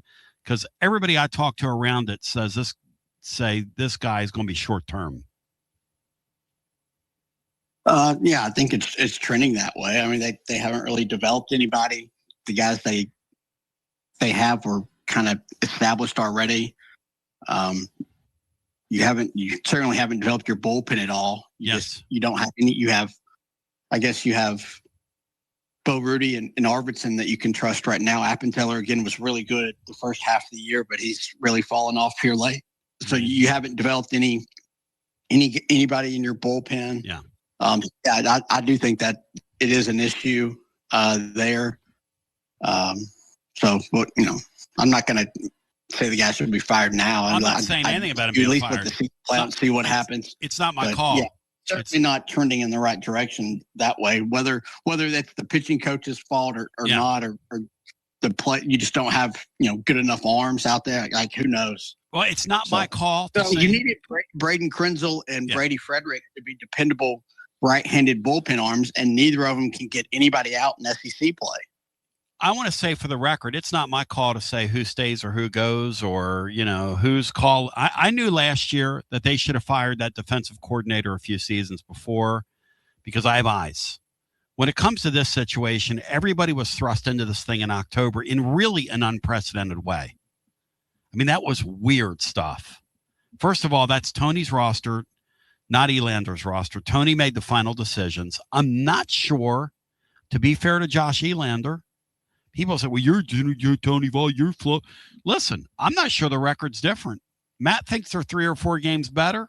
That's his opinion. I don't know that. I think the players are the players are the players. But then some say to me, Tony, Frank was such a secret sauce in this whole thing that he would have this pitching staff competing and playing and executing at a higher level. And I understand internally, this is just people I talk to. You take us however you want to take it. But they said Frank would get right in your grill and get up in your face and was extremely demanding. And this Reynolds guy is more the friend type of approach of coaching. And apparently it's not working. And once again, for people wanting to compare this to that Ole Miss team, it's great to annex that. Look, love it. Love it. Love your show. Think it's a great thing. For it, not against it. Here's the problem with that. And it is a problem. The problem with that, quite simply, is that when we start talking in those terms, understand this, Ole Miss had a whole lot more pitching than this team does. This team is a mess. It's just what they are. Now, could 3 or 4 of these guys put it together here in the next couple of weeks? Sure, it's baseball. But to this point, I mean, we have to be honest here, John. This team's a mess, man. They're a mess. They won one game at Kentucky by the skin of their chinny chin chin. They got run rolled and blown out on Friday night. They're a mess, y'all. Tony, but you said it. In baseball, things can change seemingly overnight. Yes. And you don't see this coming. I mean, you can talk now about, well, how good Ole Miss's pitching was and all that kind of stuff. And, that was a bad team all year long. And it swept the series at LSU, against LSU late in the year, and it barely squeaked into the tournament. And then it got hot. Teams get hot in baseball. Bad teams have winning streaks. I don't know how to explain it, but it happens. So I don't think you can write Tennessee off, even as bad as it's been at times. Now, here's the question I have about a lot of times, if you go to an NCAA tournament, you got 2 good starting pitchers and you get a hot guy in the bullpen like Tennessee had with Chase Burns in 2023 when Tony moved him from the starting rotation to the bullpen. Yes. that can carry you through a postseason. Sure. Matt, you follow the team very closely. If you could pick right now, what would be the best possible scenario in the pitching staff, relieving and starting, that could have success in the postseason? Is there anybody you can look at and say, well, this guy could heat up, this guy could get people out? can you look at that and find maybe 3 pitchers that you think you could count on? Particularly find someone in the bullpen, just one. And the only 2 bullpen arms that I think you would have any trust in right now would be Bo Rudy and Brandon Arvidsson. And those are really the only 2. You do have 3 kind of similar starters who I think can all be pretty good and get you 5 or 6 innings, and with like Coons could even, have a special day and give you 8. But like you could get that in a weekend. But no, you have 2 reliable bullpen arms, and that's not enough. You need at least 2 more. Now maybe, if Appenzeller, figures some things out here and turn and,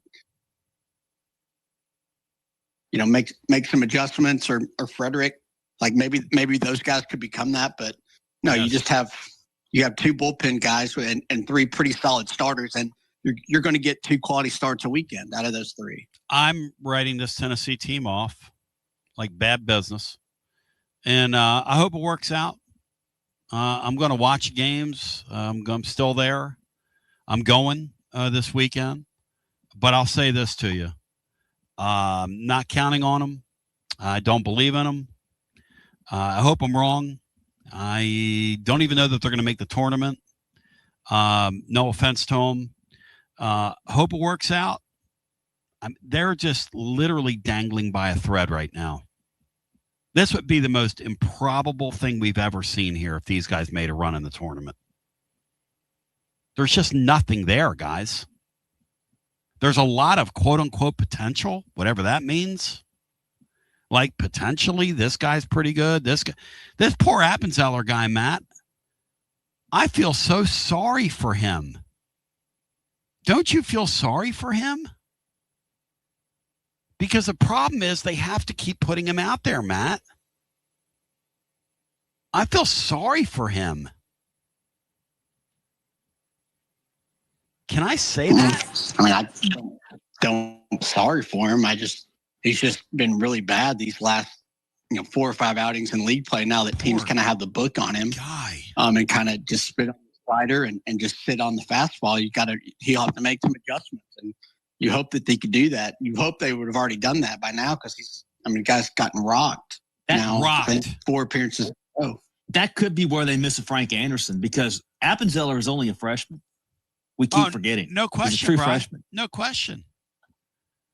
But, I'm making my plans. We counted on these guys to chew up some time during the summer, but I'm already making my plans for some specialty shows, some fun programs and different things. Well, John, you can laugh all you want. I'm being serious. We would sit here. No, I know you are, but okay. But if this, and this is what you're saying could come to pass. Yeah. If this team is that bad, what we saw last weekend against Kentucky, when it very easily could have been swept by a team that wasn't exactly surging, then Tennessee won't make the playoff. If it finishes out the season the way it played in Lexington, it's not going to win 2 more games or 3 more. How many do you think it has to win? 3 more SEC games? Does that get it in? What's the number, Matt? 2 more could. If they go 2 and 4, that could still do it. Maybe with the high RPI, and if they don't drop a midweek. Okay.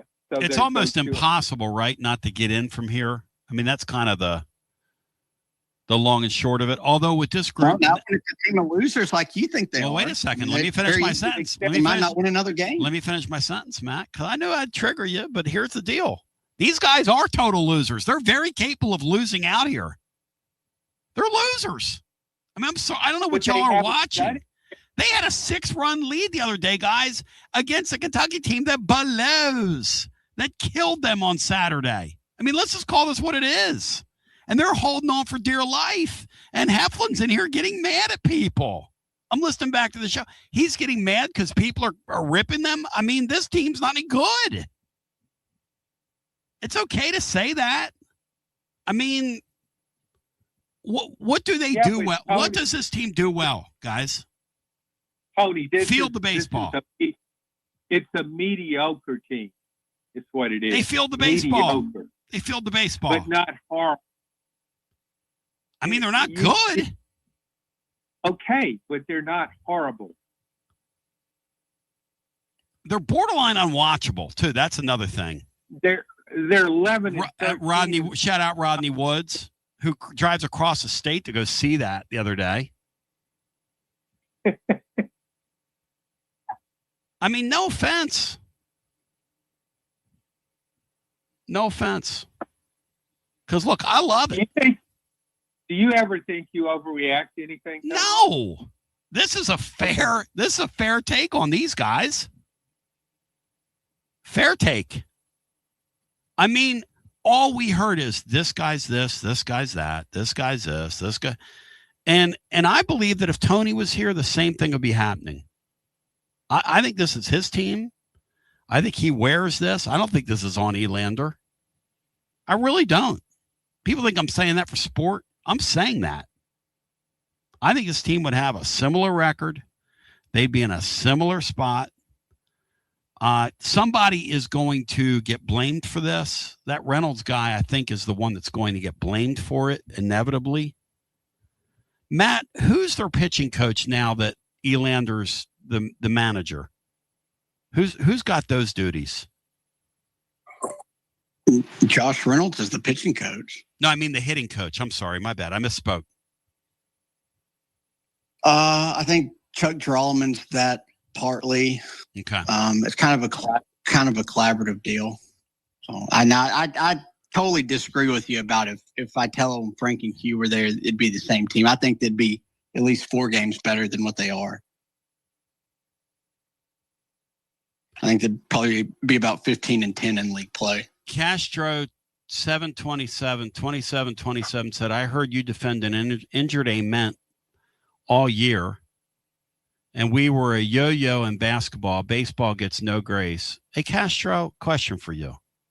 Where did that basketball team finish? And by the way, Ament was hurt all year, and he played with an injury all year. Well, and your point is what? And they were easily in their tournament, like as in easily in. And they were an 11-loss team that Rick Barnes just said to everybody, y'all can leave. And our fans freaked out when he did it. You are comparing 2 different things that are not comparable. I'm sorry. I'm not saying the baseball team gets no grace. I'm saying they're not any good. I mean, they're just not. You listen, you guys want to project on them, and that's okay. That they have this and they have that and they have this and they have that, and they really don't. And it's okay to be honest about it. In a way, this might be a pretty good coaching job this guy's done from here, if you stop and think about it. Matt just told John they have 2 arms they can count on. And one of them's a guy who serially hits people every once in a while. I mean, literally is like a serial ball thrower. You know? And listen, I hope I'm wrong. And I'm not going to get on here and go, I told you so if they get beat. I mean, because to me, I want them to extend the season. Like I told you, secret sauce here. We do a baseball postgame show. We are committed to this.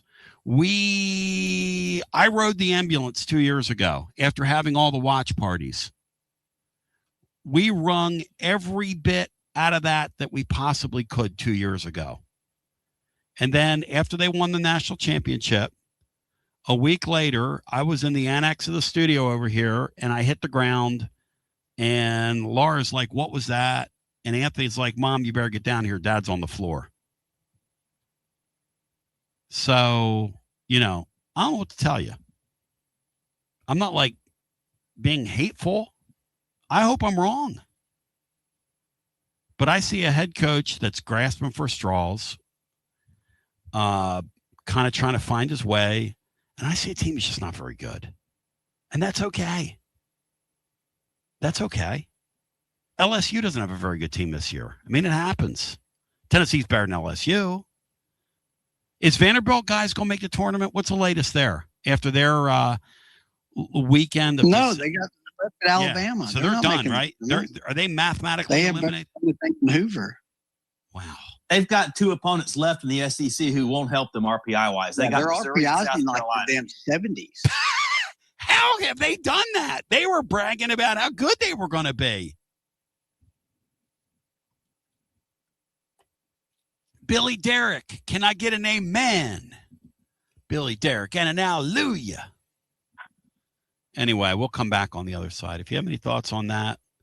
We've had a huge fight today over in our YouTube room about Heupel, the football program, what's going to happen this fall, yada, yada, yada. And I had a guy send me an email, which we put in the blog today, which is a great line. He said he hopes that they're not naming Danny White's hotel the Hotel 6 and 6 after this year, which led me to thinking about the old Tom Bodat who said, we'll leave the light on for you. I went back and listened to the commercial, and it was $35. You get a clean, comfortable room for $35 back in 1992, John. John, did you ever stay in a Motel 6, John? Because I did. No. I love Motel 6.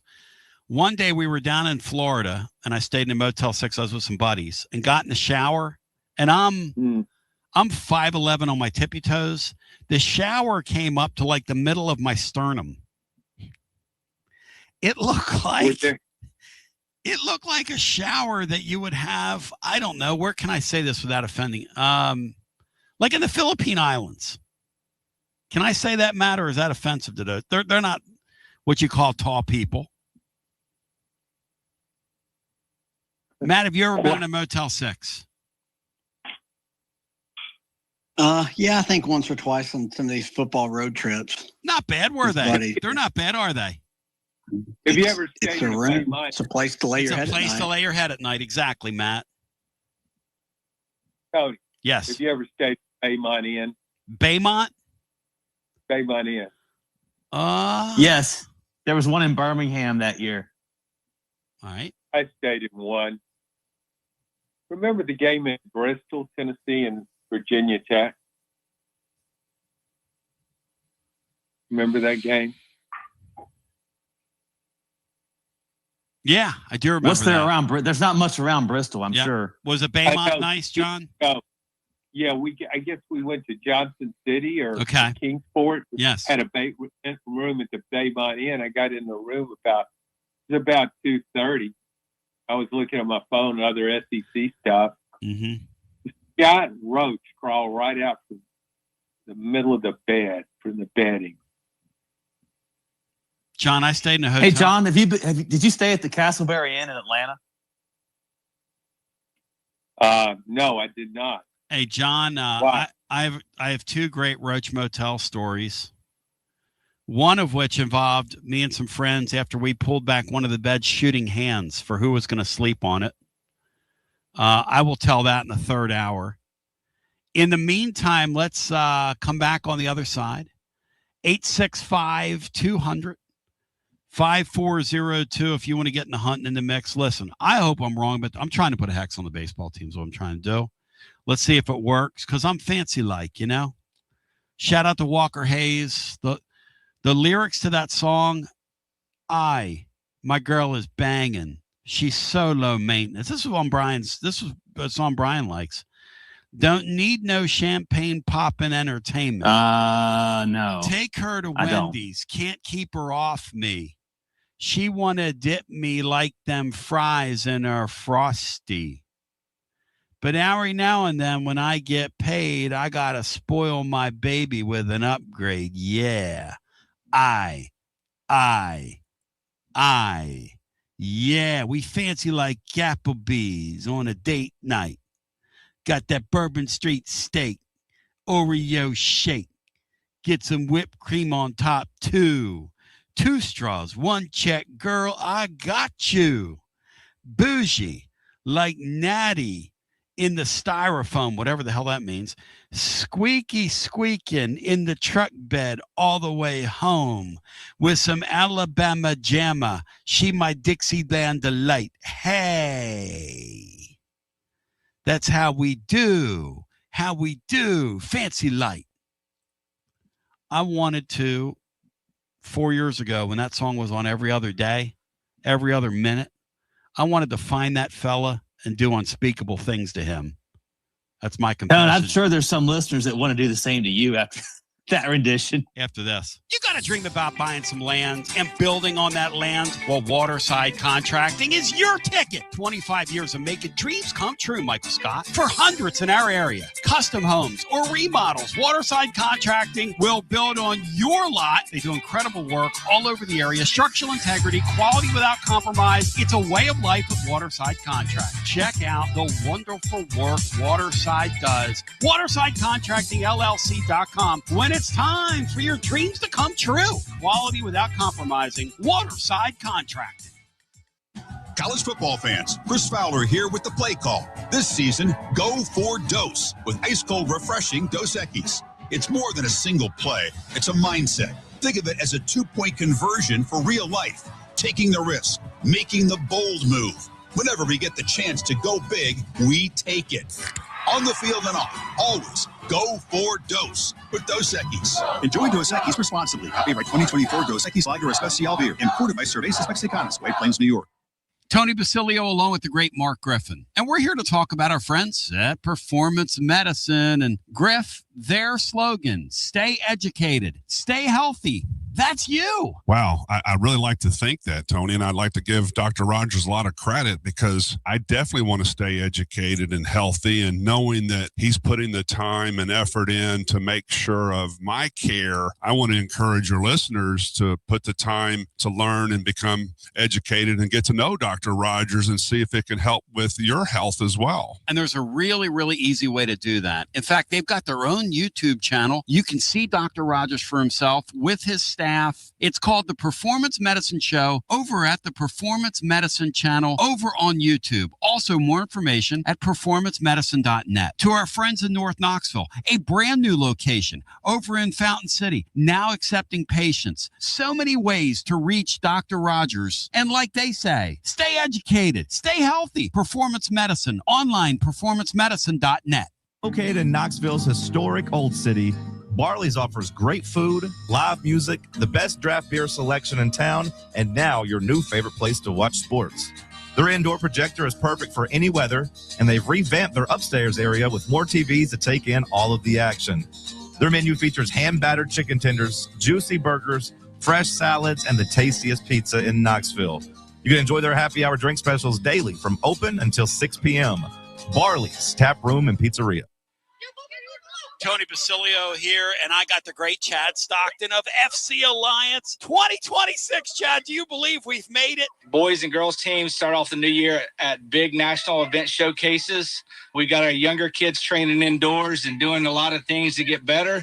So we're excited about what the future holds. Chad, I hear the juice behind you. I hear the kids. Your program reaches throughout East Tennessee. If folks want to get involved, what's the advice?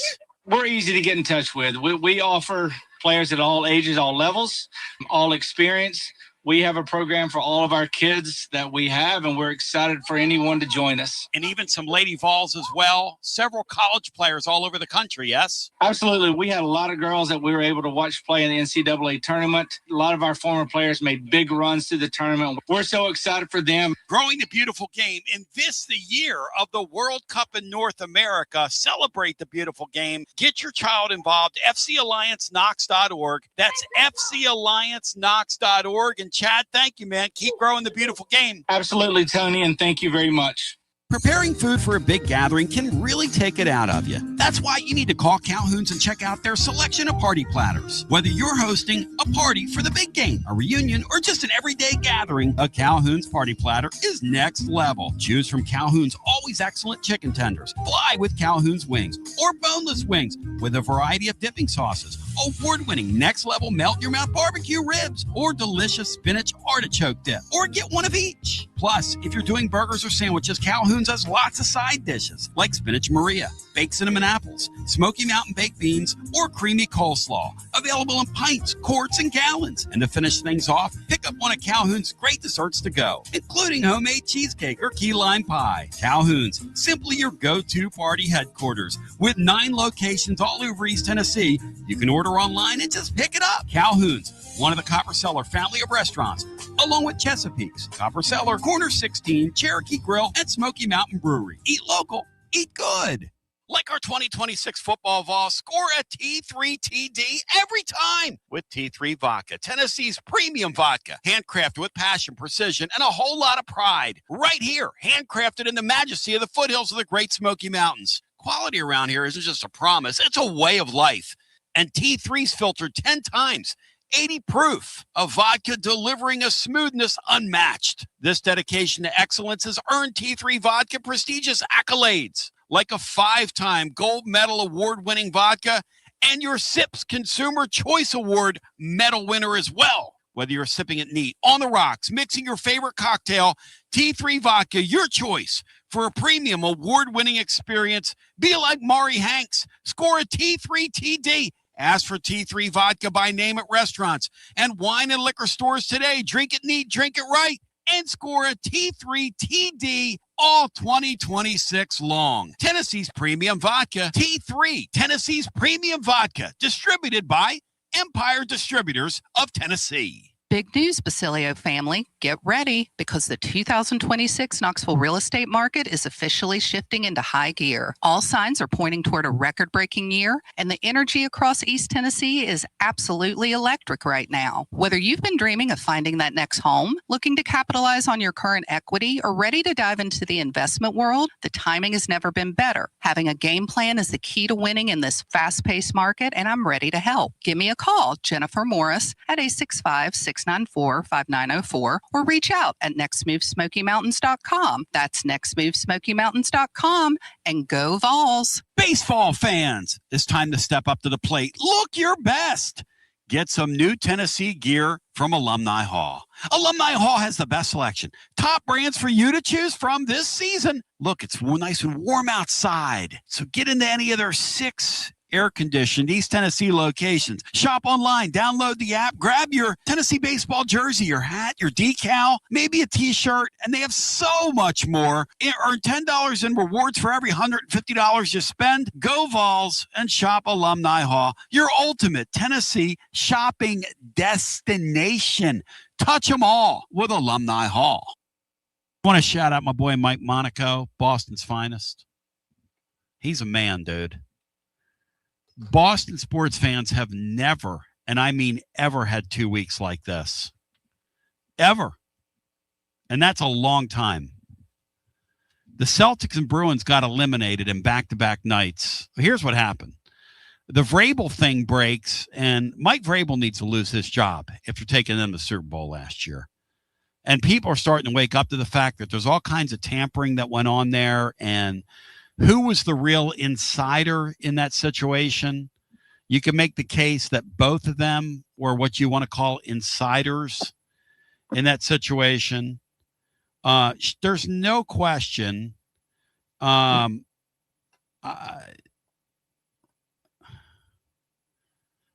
so I'm just sitting here going,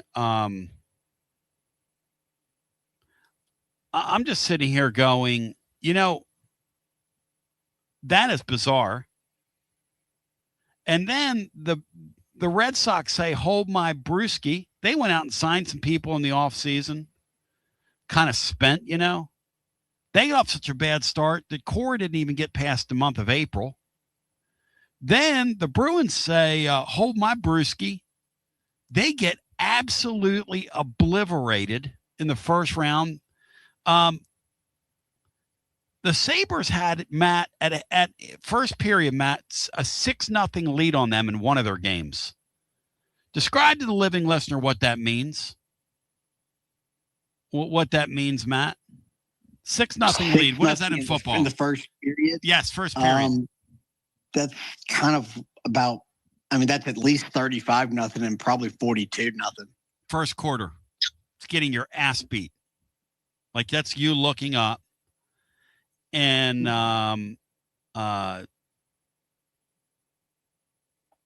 it's.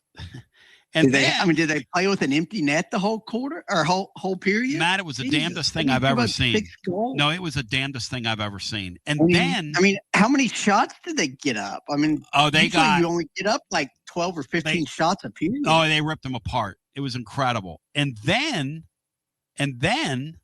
they turn around, and Brian Celtics say to everybody involved, "Hey, y'all, I'm gonna show you something. We're going to take a franchise that is the biggest bunch of losers maybe ever, called the Philadelphia 76ers, and we're going to lose 3 times on our home floor to them." But I say all that to say, John, I brought up the football team who really we set our clock around and by. John, can you believe that the NFL and ESPN has not covered this Rossini thing at all? Shame on them, because ESPN is the most self-serving outlet on planet Earth. They just are. And she once was in their employ.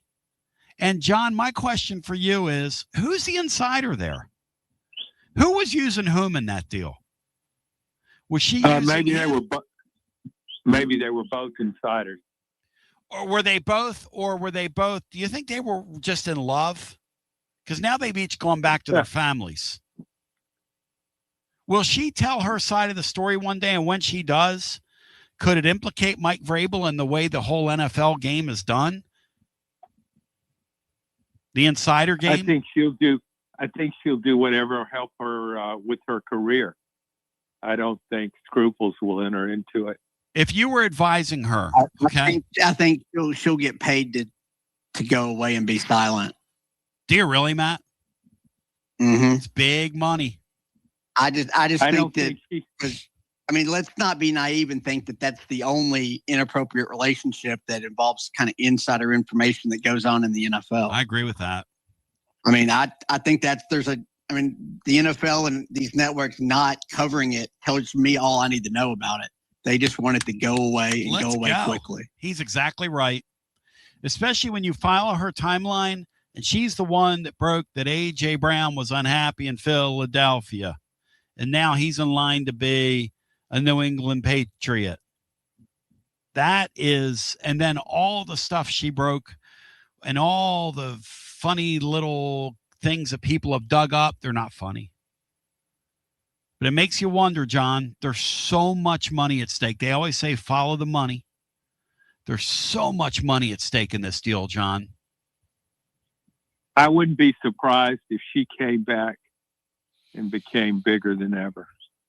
And with a podcast and developed a huge following and comes across as tell it like it is. Yep.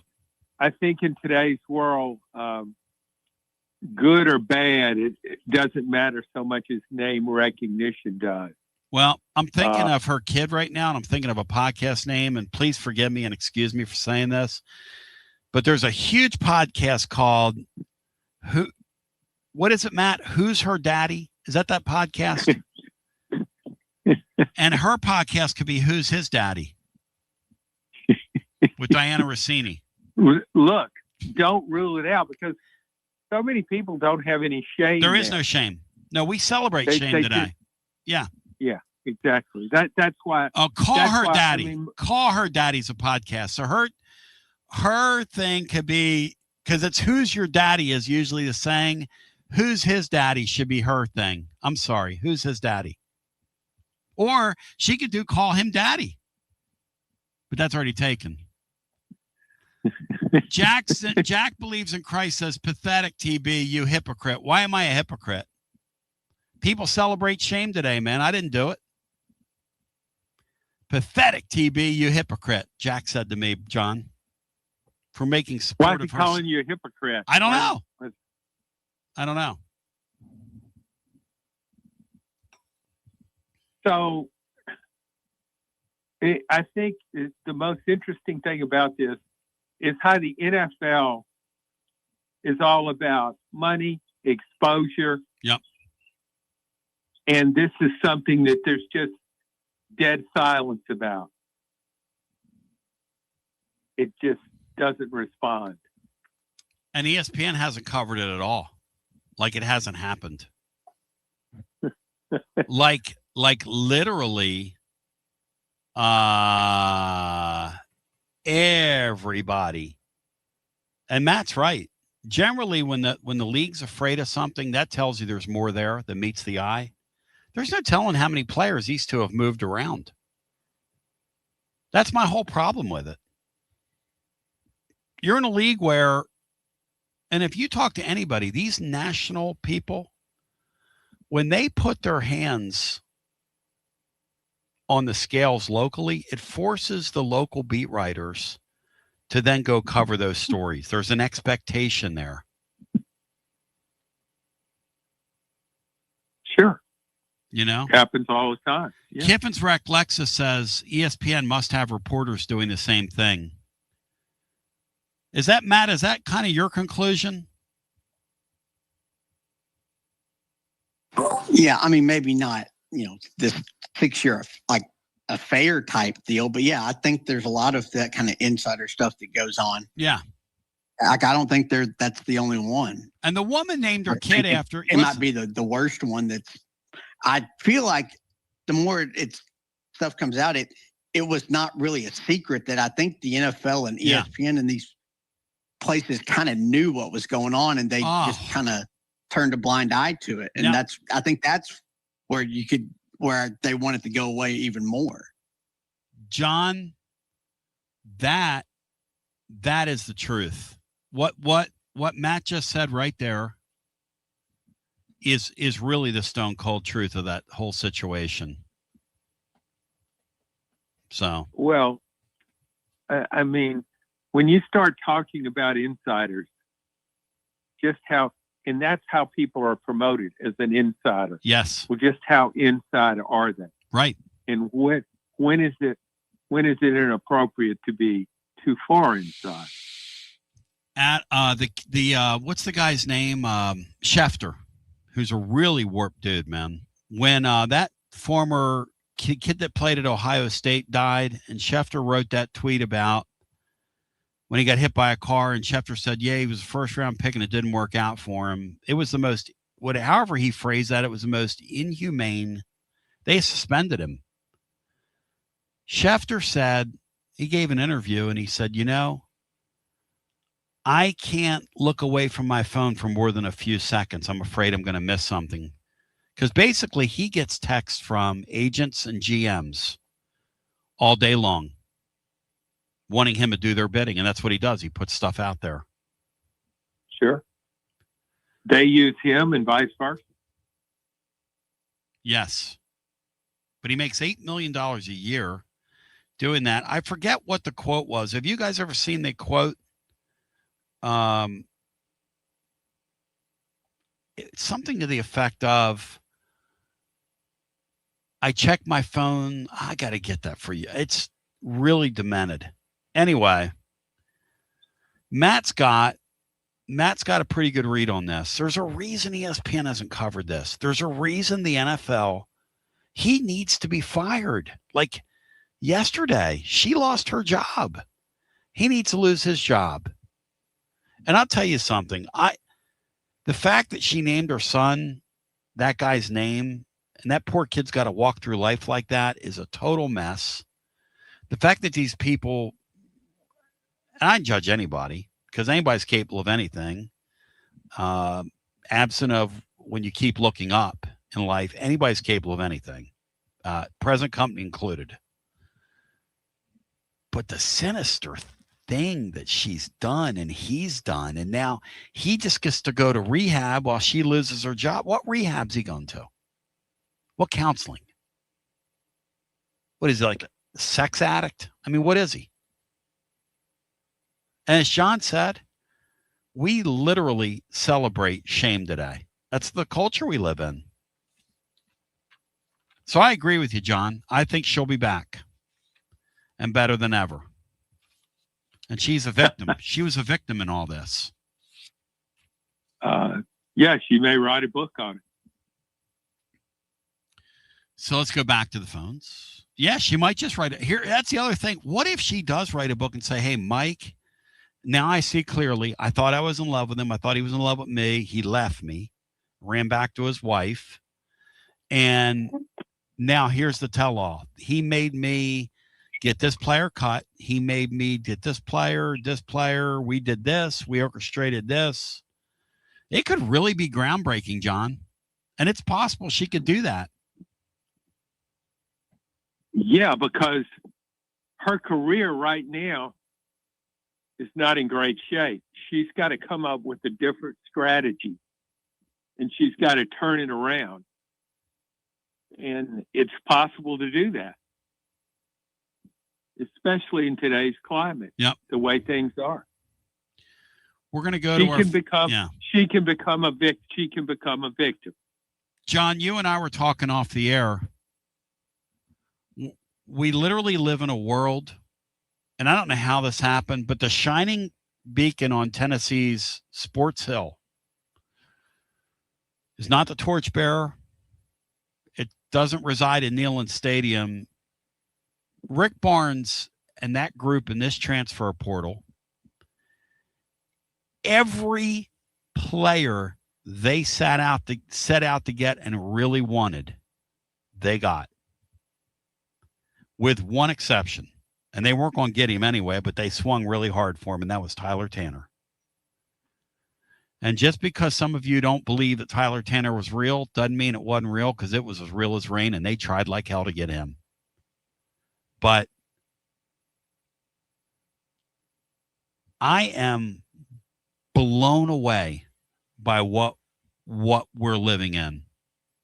Matt, have you comprehended this? Because we've watched this thing, Matt, from the inside now take place and take shape. And we knew that Juke Harris was in the house a couple and a half weeks ago, Matt. And Tennessee wanted everybody chasing ghosts out there. They wanted Michigan chasing ghosts. They wanted North Carolina chasing ghosts. They didn't want to put it to bed. Literally every player Muletown sang that came here is in the boat. Matt, what are we to make of this? Because I don't know what it guarantees them for the season next year, but God, it's incredible how efficient they were. Yeah, they were really, really good.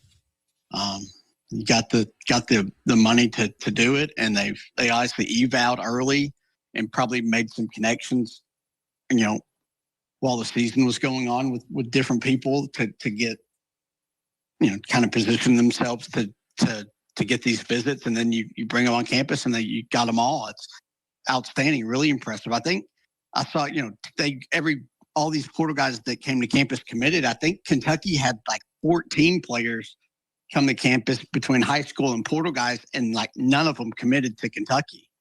Everybody's just using Kentucky, to get a raise elsewhere because Kentucky had that huge budget last year. But no, what Barnes and them have done is just incredible. To see Barnes kind of continue to adapt and really thrive and become a better coach in this era is, I think nobody saw that coming. No. I think sometimes your success can work against you. When you look at Rick Barnes' track record, Tennessee, Texas, go all the way back, which I guess he started at George Mason. He's won wherever he's been. And I think when you win that much, it's harder to change. Why should you change when you're doing so well? And you just think, well, just a little bit more, maybe I'll make a Final Four or win a national title. But to Barnes' credit, he's been winning 25, 26 games a year. He's made 3 straight Elite Eights. He's saying, this isn't good enough. I've got to do something different. I think it's very hard to change when you're very successful. And he's done that. I wonder what would have happened if he would have done it sooner. Could he have gotten that kind of NIL money? Could he have built a roster as good as this one? I don't know, but he's done it now, and he's the shining star now, I think, of Tennessee sports, don't you?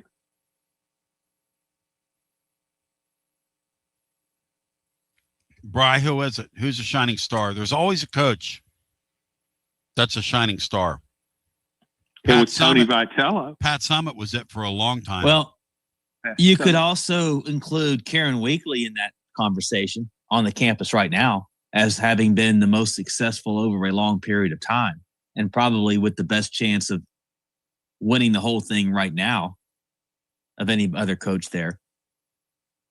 Certainly. Whose program might be in the best shape. In basketball and softball, or definitely men's basketball, that is, and softball have to be at the top of the chain. Yeah, I just think, though, she hasn't won a championship. And Rick Barnes hasn't either. So you could say their careers are comparable. She's had more postseason success, hasn't won it all. I just think what Barnes has done now, though, it looks like he's brought in a super team. And I think this is the model. If you have the NIL resources to do it, this is the model. And Michigan showed that this past season with a dominant national champion in NCAA men's basketball, because Michigan wasn't content to fill voids, to fill needs. It went out and recruited over starters in the portal. And that's what you got to do now. To me, that's the model. It's kind of hard to do sometimes, but that's the model for success. And I think you mentioned it earlier, Tony. I don't think Rick Barnes lost these players. He lost players that are signing with Power 4 schools. My gosh, JP Estrella went to Michigan, the defending national champion. Where did Cam Phillips go? I forgot. Texas A&M, I think. A&M. Phillips. Boswell went to Maryland. Boswell went to Maryland. The kid I liked, Evans, ended up at Texas. Yeah, so he's losing solid players. And if he brought all those players back and didn't go as hard into the portal, I'm sure he would have won 20-something games and made another NCAA tournament. Maybe, who knows? Maybe would have made the Elite Eight. But these guys, Estrella, great potential, but he's got a foot problem, and it's cropped up in each of the past two seasons, cost him almost a full season, and then a little bit this year. But so that, to me, makes him somewhat of a risk. And it's as though Rick Barnes measured what all those players might become and what his team could become with them, and decided, I can do better than that. I'll tell you this, too. Yeah. Go ahead. Well, no, here's one other thought for you just about that whole subject. You look at this team, you look at Juke Harris's addition, you look at the fact that he was the number one player in the portal in the country, portal player, and whatever I'm trying to say. You look at the fact that we were talking about this before you jumped on. I have information that young man had a great relationship with Steve Forbes. That kid didn't want to leave Wake Forest, but it's a financial decision. I don't know if I'm an NBA player. He may or may not be. That's why this thing with the 5 years is so crucial to these kids now, because it gives them it extends their window another year to make some extra money, especially in basketball where the money's crazy. You consider, my information is, and I think it's pretty solid, Juke Harris is going to make $4.5 million here. That's more money than Tennessee was going to pay that quarterback that ended up playing at LSU. That crazy. I mean, that's wild to me. They were going to pay, if the kid would have done it, the kid from Vanderbilt, they had $7 million on the table for him. And he chose to stay where he's at. $7 million. Now, do you think Vanderbilt matched that? No, Vanderbilt's paying him about $4 million. But the kid likes it there, and you can't beat being happy. And they thought they had him, but I want to digress here, because Matt, what you've done now with this whole kind of quote unquote super team thing is you've turned this into a Final Four or bust deal, which I refuse to make it, by the way. I call that championship culture, and I refuse to do that. If you're entertaining next year and you win a bunch of games and the ball doesn't bounce your way in the NCAA tournament, so be it, because you tried. Matt said, what's the number, Matt? Ken Whiffy Jr. up there, who the Kentucky fan base is calling their head coach now, John, Ken Whiffy Jr. Would you say, Matt, 1 for 15? No, I think they were 0 for 14 between like high school kids and portal targets. Like I think it's this offseason. They've had like 14 visit campus, and none of them have signed with Kentucky. John, which almost feels impossible. John, here's the backstory on Steve Forbes, and I'd like to get him on at some point this summer. But that young man picked the phone up and called him in the midst of this, and they're very close. Coach, what do I do? Michigan's got this for me. North Carolina's got this. He said, you want my opinion? I go to Tennessee. And I understand from Tennessee's perspective, the kid relayed that Forbes said, first of all, Rick Barnes is a good man. He'll do a good job developing you for what you want to do, which is playing the NBA. He's going to teach you the game. And I'm not going to keep you because, hey, John, their payroll there is right around what Tennessee is paying Duke Harris. That's the finances of this thing. Tennessee has one player making what the entire Wake Forest basketball team is going to make. Now, I don't know how we got here. I don't know how Tennessee got here. I don't know how Wake Forest got there. But that's what we're dealing with. And he also said to him, hey, Knoxville's a great place. They love their basketball. You'll have a terrific time there. And he put in a good word for the Vols, which I find interesting, John. Well, I commend Steve Forbes for that because he's doing what's best for his player. He's helping the guy out. And he speaks, he's been here. He knows how popular Tennessee basketball is.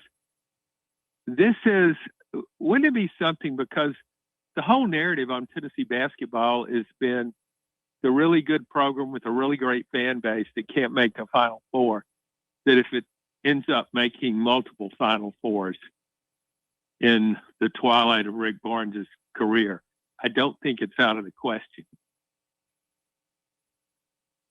Matt, multiple Final Fours. I've never heard that on here. I just want to get to one first. They've made multiple Elite Eights, and that's right. That's right, Brian.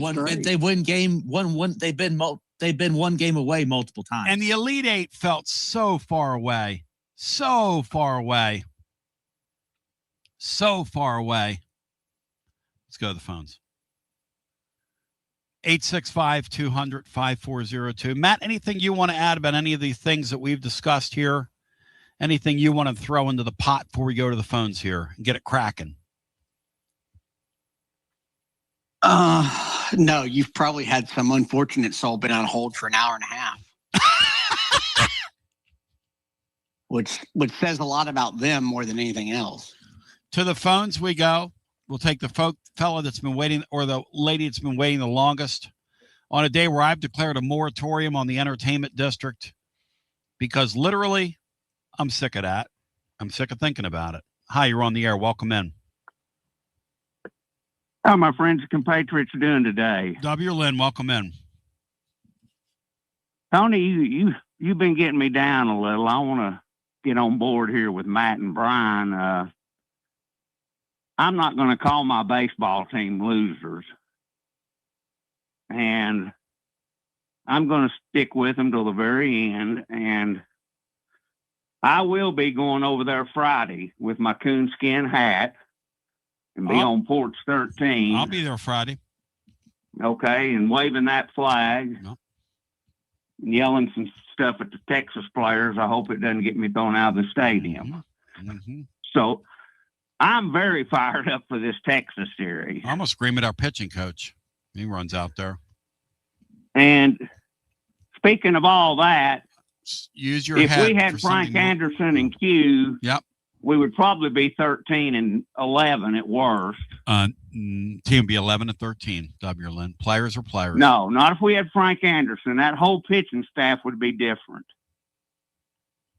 And Q had a big factor in what I call the triple C's: the clubhouse, culture, and chemistry.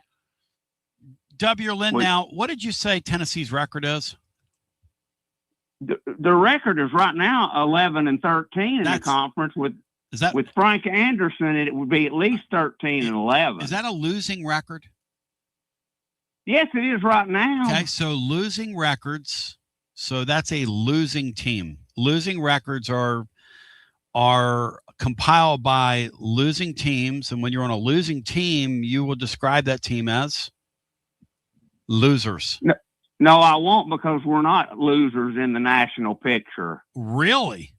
We'd probably be in the top 4 if we were in the Big 12 or the ACC. With that pitching staff? Or the Big 10. Pretty hard to win a game, W. Lynn, when you hit 7 people in a row and then walk the next guy or whatever that thing was. I know that's happened, but we are 5-1 against Mississippi State and Alabama, who are probably going to be hosting. Hey. When you let Kentucky hammer balls. Kentucky's got guys on their team that couldn't hit the ball out if they threw it up twice. I know that. How did that happen, W. Lynn? We don't have Frank Anderson and Q and Coach V, but it's not Elander's fault. I love Elander, but I'm telling you, if we just had Anderson and Q, that would be 2 or 3 more wins. Just those two. Hey, listen, I say all that. I'm trying to jinx us back into reality here and be a good team again. But they really have urinated me off, W. Lynn. I know I'm urinating people off with this. I quit on the Sixers and it worked. I'm trying to quit on my Vols.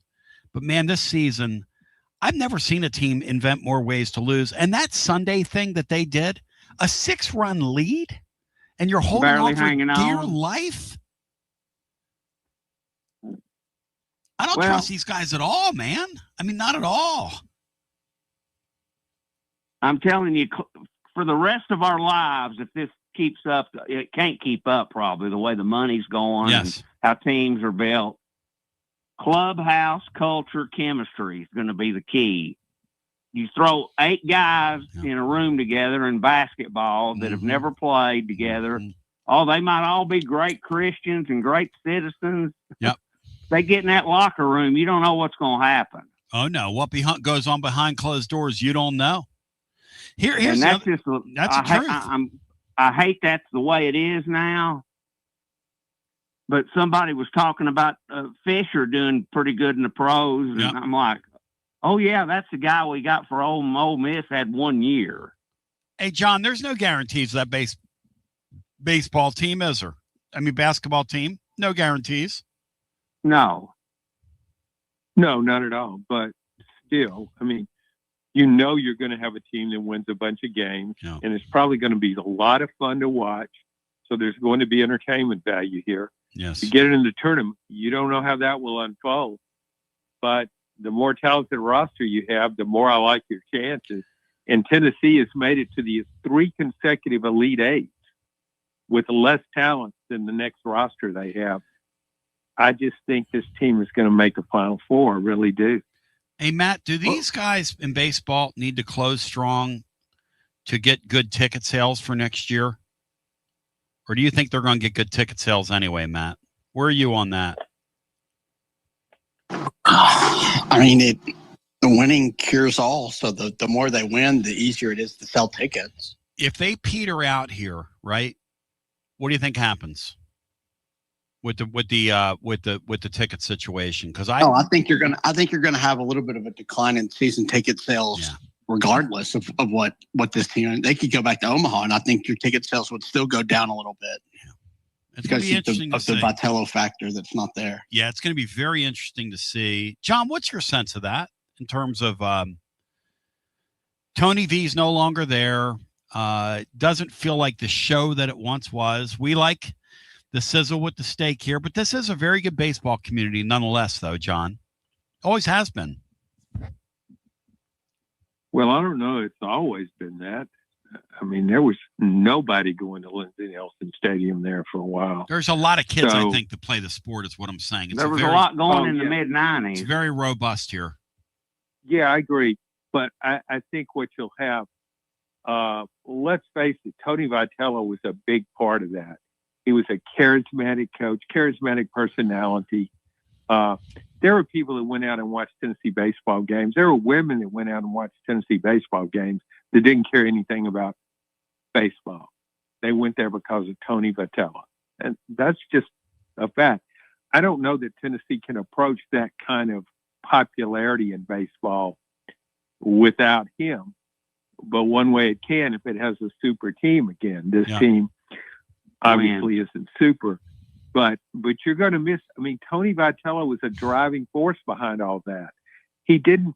It was the same way with Bruce Pearl in basketball. He filled up that arena. He promoted. He marketed. Never seen anything like it. And Tony Vitello did the same thing. Never seen anything like it. And Pat Summit did the same thing, John. When I was on campus, and they were giving tickets away, and she was out there meeting people in the courtyard, mid-'80s. Please come, please support us. That night they had that big game with Texas where they put like 20,000 people in there. I mean, come on. 25,000. I was there. And she did that. And of course, they were papered the house, whatever. They just wanted to get people in there. Oh, yeah. Well, and I said, think if somebody called up Pat Summit and said, I'd like to come to the game, but I don't have a ride. I think Pat Summit, if she wouldn't have gone there herself and given the person a ride to the arena, she would have found somebody to go get them and bring them there. That's how invested she was in the program and all aspects of the program. Well, when she told me, and then Bino corroborated that she used to do the laundry. Yeah. Oh, yeah. Because I had her on when I was on 11 o'clock at night, and I told her, I said, I deliver pizza. And she said, I respect that. She said, I drove our bus and I deliver pizza for that radio show that I did at 11 o'clock at night. And she said, and I drove the bus and did the laundry. And I thought, she just saying that. And then Bino said, no, she taught my class. He said she taught my class in the 70s.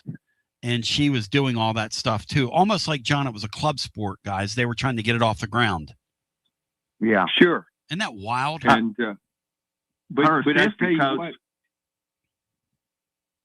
her assistant coach, Nancy Darsh, taught me in 1978 in a basketball class. Wow. What do you remember about Nancy Darsh?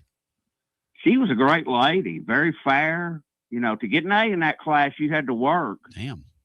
But, if you showed up and every day and, gave it your best, you at least got a B. I got an A. I got pretty lucky. But she'd have extra credit stuff like, who's ranked number one in both the women's and men's poll? Well, I'd be the only person to get that in the whole class. Gee, that's a shocker. And then we'd go over to Stokely to watch them in the mid-late 70s, and they had all those seats folded back for indoor track. And we had to sit on row one, like 50 yards from the out-of-bounds line behind the Tennessee bench. There was only like 400 or 500 people there. It's incredible, man. Yeah. I mean, that's a force of nature. I'm convinced that Pat Summit and Caitlin Clark belong on the Mount Rushmore of that sport. I totally agree. And while we're on basketball, I'd like to say one thing about why I think some of our fans are kind of down. If basketball was like baseball, the Elite Eight's the College World Series. Now, when Pearl lost by 1 or 2 points at the very end of a game in the Elite Eight, that's like going 1-2 in Omaha. What we've done the last 2 years in the Elite Eight is like going 0-2 in Omaha and getting beat like 10-0 and 14-3. That's what's got people upset. The last 2 years, we've been completely humiliated in the Elite Eight. W. Lynn, you're the man. I will never be, thank you, my brother, upset about making the Elite Eight. It's so hard to do that. Thank you, W. Lynn. Great call by you.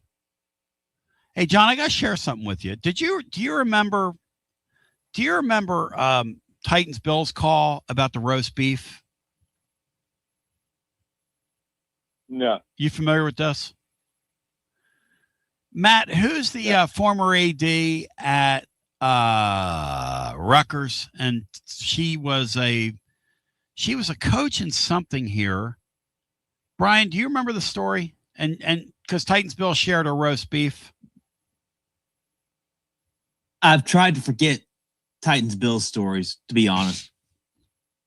What was her name, Matt? Do you remember? The lady that was... her name was Herman.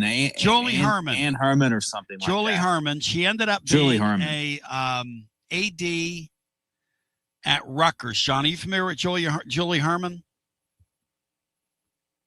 Now it's coming back to me. I remember a conversation where you said that Titans Bill saw her in a restaurant. No, he saw her at a cafeteria at UT. They used to eat lunch together. And one day she left half of her roast beef sandwich, and Bill ate her roast beef. Huh. Oh, so she didn't actually give him the sandwich. No, it didn't like she made it, but he ate half her roast beef.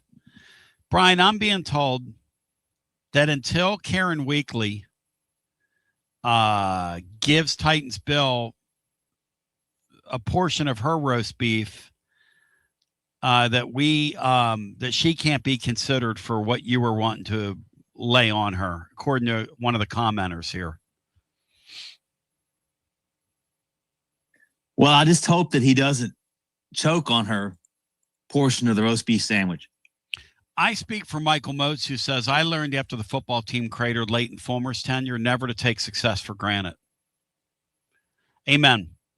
Not every successful year is going to end with a championship either. Sure, that's the stated goal. Going to the Elite Eight is nothing to sneeze at. In fact, it's well worth celebrating. But, Tony, don't you think now that Tennessee has spent so much and invested so much in men's basketball, the general public is not going to be satisfied with going to the Elite Eight? Matt, do you think most people next year would call going to the Elite Eight a successful season for the basketball team?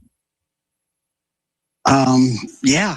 Yeah. I mean, I don't know how you couldn't. Exactly. I mean, you can call it successful and be disappointed, but I mean, yeah, it still would. It'd still be a successful season. Just be another disappointing end. KGF Fox Vol 92 says, I'll never be upset about having 30-plus wins in baseball. Matt, do you agree with that? Is 30-plus wins that they keep saying about Elander, is that some kind of benchmark? Did I forget? Did I miss something here, Matt? 30 wins? I mean, that's not what the expectations are now, no. Okay. What are the expectations here, Matt, wins-wise? That's an interesting question to ask.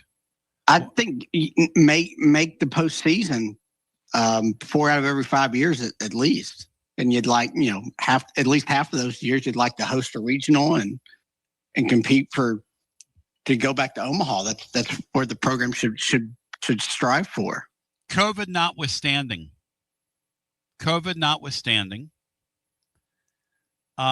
did Tony Vols ever miss a postseason, Matt? Besides his first year? Or first couple years?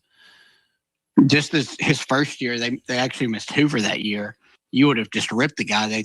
They went to the last series. They were playing Missouri. Yeah. And it was basically whoever won the series would get the last spot in Hoover, and they lost that. Oh, thank God I wasn't paying attention. His first team had, I think it was like 6 or 8 like blown leads in 9th innings. Oh. Where maybe they were tied and gave up like 6 runs. Like it was rough. Heflin said, but again, totally different program. at this point. Heflin and a couple other guys that play with him, told me, or those early years, that Tony did not, John, do the losing well. Did not do it well at all. Not a good loser. I don't think he'll ever be a good loser. That's why I knew that this San Francisco experience is going to grind him into the ground. But he has to try it. Well, I mean, he could lose 90 games there. That's a lot of losing. Do you guys want to hear my Roach Motel stories or get to the phone calls, Bri? Where are you at? Go with the hotel stories. Brian, that's not nice to the callers. Well, you teased him. You teased him like an hour or so ago. All right, so Paul I think maybe a lot of listeners would rather hear the hotel. Paul Gilbert, John Miller, and myself went over on a school break to Myrtle Beach, but we never made it because when we got to the gas station, I checked the oil and forgot to put the cap back on the oil. So we got to Florence, John, which is about an hour from Myrtle Beach. John, is that about right? 90 minutes or so? Sounds about right. And there was smoke coming out of the car. And I opened the dealio up, and this is before everything was open 24 hours. And we realized that the cap was gone and oil was all over the engine block. It was an old like Chevy Celebrity station wagon my dad had gifted me that I was driving around. So there was a motel there called like Starlight, I think. And it was one of those you could get it by the hours places. It was a small place at the time. This is 35 years ago, late 80s. We got into this room. It didn't smell very good. Paul pulled back one of the beds to jump in. And there was a big old mat. How do I say this in mixed company? Rhymes with Cole Kubelik hair. Is that his name? Cole Kubelik, Matt? Yeah. Yeah, we get the picture. All right. So I've never seen shooting hands. Like I didn't grow up playing all the nerds. I was the youngest of 6 kids. Nobody spent time with me. So they shot hands. We shot hands. I didn't understand that. I put the paper out. Guess who got the bed that had the multiple public hairs on it? Why didn't you just wipe the bed off? That's disgusting. Take the sheet outside and just take it out. Newsflash, Brian. Tony Basilio that night slept on the floor. Tony, who put you in charge of checking the oil? It was my car. Oh, Tony. Well, see, you should have volunteered to sleep on the floor anyway. I slept on the floor, and they slept in the only good bed. And you can ask John Miller that if you don't know him, local tremendous architect, if that's a true story. But we pulled that bed back, and that thing had, I don't know, multiple Go ahead, John. Yeah, the takeaway I have, Tony, for future reference. Yeah. You don't need to be working on your car. You don't need to be putting oil in it. You can put gasoline in it, but other than that, stay away from it, okay? That same exact thing happened at my wedding reception. We come out, and somebody knows the car was smoking, and our gas cap or our oil cap was off. So. You don't need to be putting oil in your car. That's a recipe for somebody was changing the oil on my. I'll the place will remain nameless, but they forgot to put the cap back on. A professional who was changing my oil forgot to put the cap back on. Thank you. And I discovered it when I got home. Yeah, but there's more. And it was chance kind of a that mess with Tony than a professional. So don't feel too bad, Tone, because even the pros can mess it up. W. Linsbreath said, you had pubic hair at your wedding reception.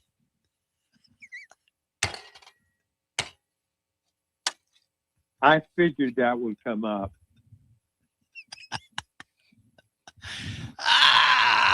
It's so illiterate. All right, let's go back to our phones. Hello, welcome in. You're on the air. Hello, Tony. The man, the myth, the sandwich. Yeah. First of all, it was in the A&A building on the second floor. They had a lunch area there. Julie Herman had to do something. She was kind enough to give me her sandwich. And what kind of sandwich was it, Bill? It was roast beef, and it was good. And then wait a minute, after I Bill. got done- Bill, go ahead. So, wait, I want some details here, how this unfolded. So she's having her meal. Why in the world would somebody decide to give a piece of food that they've had on their plate to somebody else? Explain that. John, it wasn't food. It was roast beef, brah. Wasn't just any food. It was a foot long, John Adams. And she gave it to me. She had to do something. Did you get 10 inches of it? Long roast. Jesus. Wait a second, Matt. Did you get Yes, I ate the 6 whole inches or thing, 10 and inches? I also How much of that roast beef did you get? I'm asking you, Bill. Bill, did she cut it in half? Did you get half of it? No, she did not cut it in half. Just gave Bill, me the did whole. she know? Did she know you, or you just? I don't understand this. Were you having a conversation? Hey, John, I got acquainted with her through Dorothy Doolittle, who used to be the track and field coach for the Lady Vols. That's how I got acquainted with her.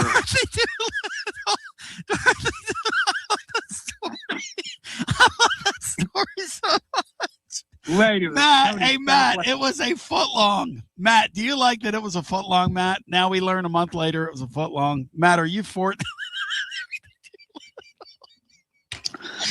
I'm for it anything at this point. A foot long. So, Bill, you guys are eating together. I just want to know how. Tell me how the step by step how this happened. How you got her sandwich.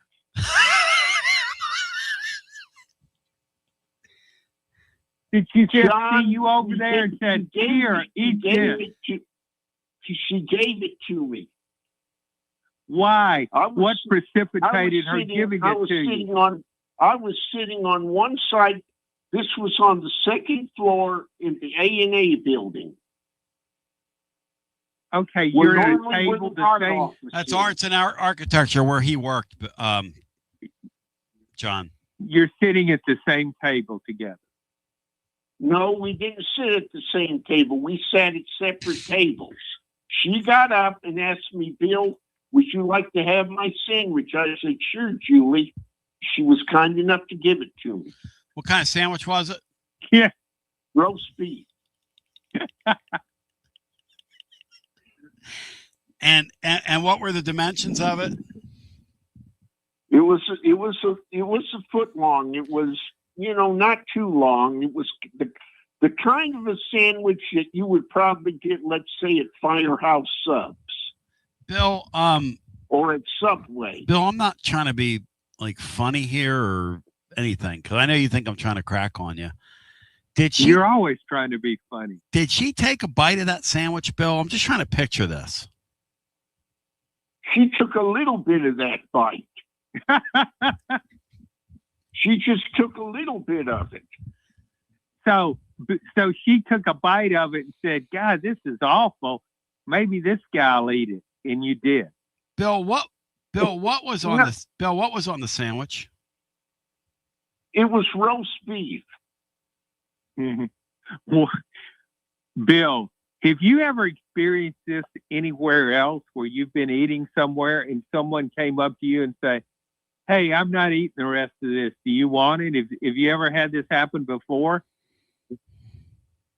I can remember Jesse when we were over at Cal. That one day we was over at Calhoun's at Oak Ridge. Jesse's celebrating Jesse's birthday. He gave me his fries.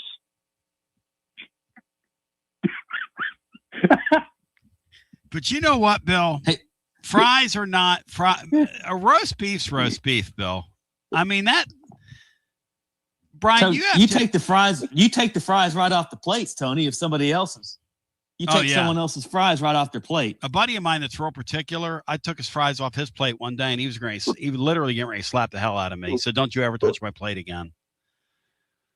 Bill, on the other hand, I ate off Bill's when we had his party at Calhoun's. I ate off Bill's plate. Bill, what'd you have at Calhoun's that day? I had me some of them boneless hot wings, along with fries.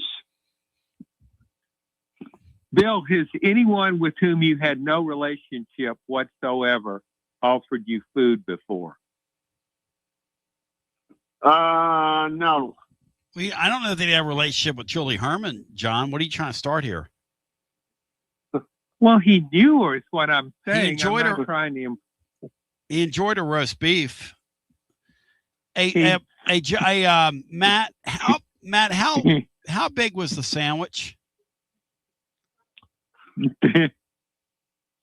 I think it originally started as a foot long, but it really was like 11 inches. Because Julie Herman ate an inch of the sandwich, and Bill ate her sandwich. John, if a woman picked the sandwich up, okay, no offense to her, but I've looked her up. Have you seen, John, if she had a sandwich in her hand and was eating it, okay, and like say there was 11 inches left of that thing, how hungry would you have to be to eat Julie Herman's sandwich? Dying. What'd you say? I'd have to be dying. Near death. Bill, what the big dog wants to know what Tony, I feel like I'm in the episode of Law and Order.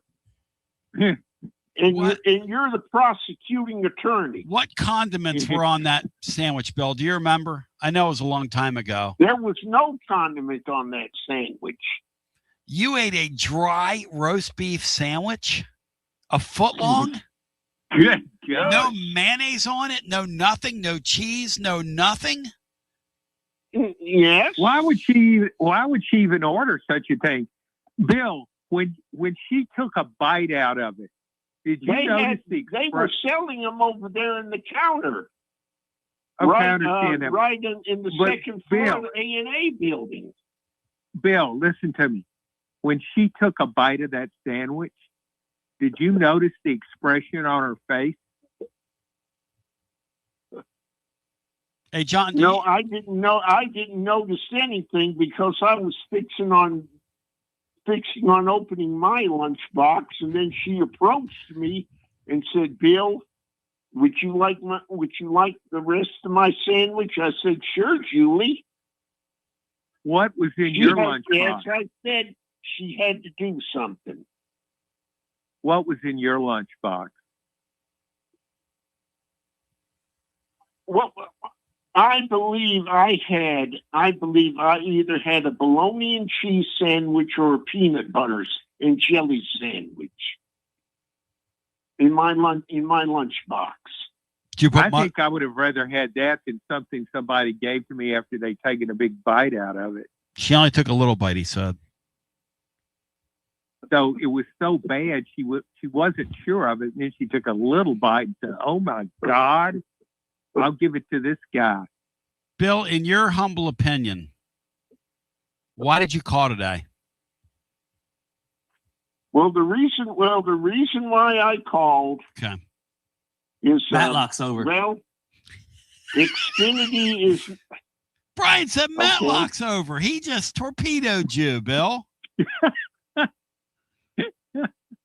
BET program just went off.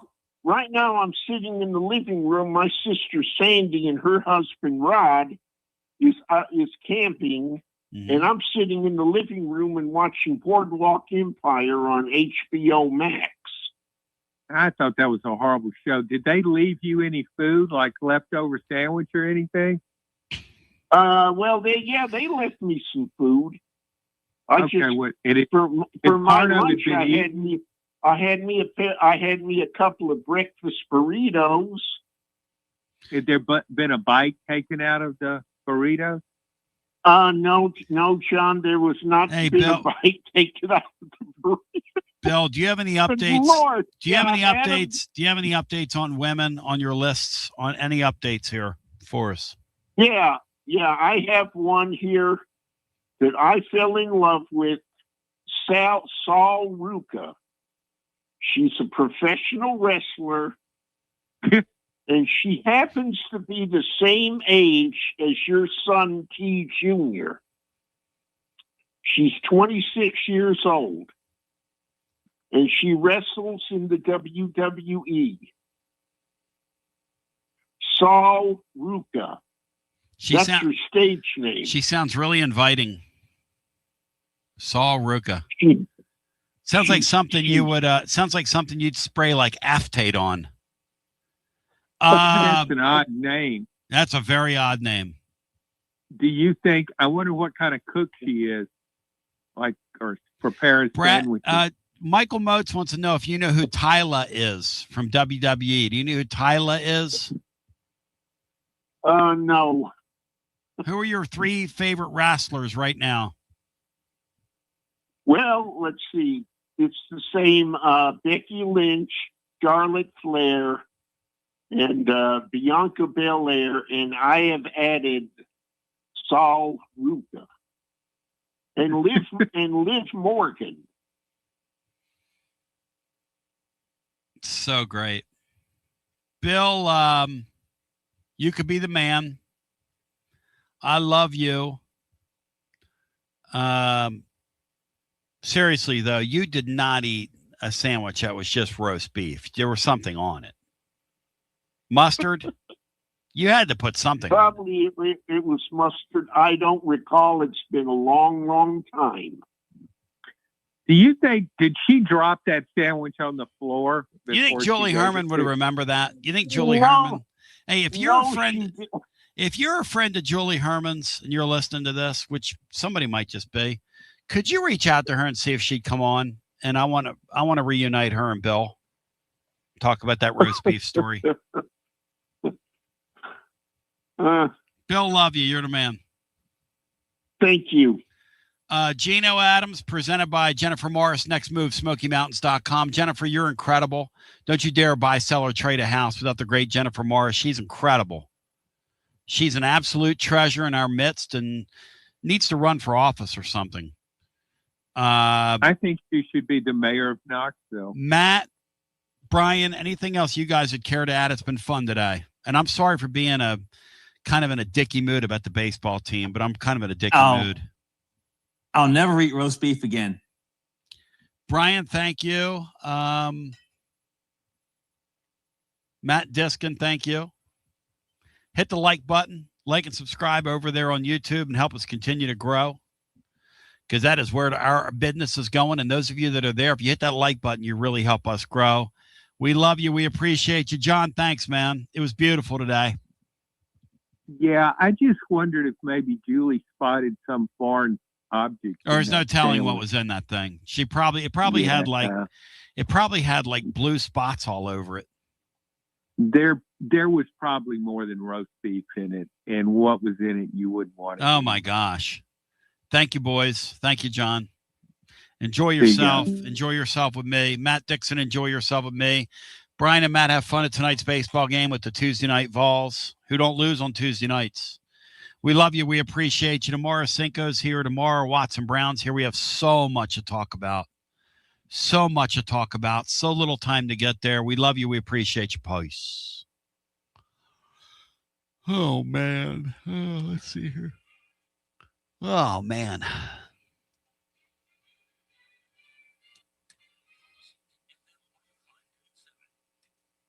Yeah, I'm going to do this for Laura here. Edit this out. Are y'all pumped today?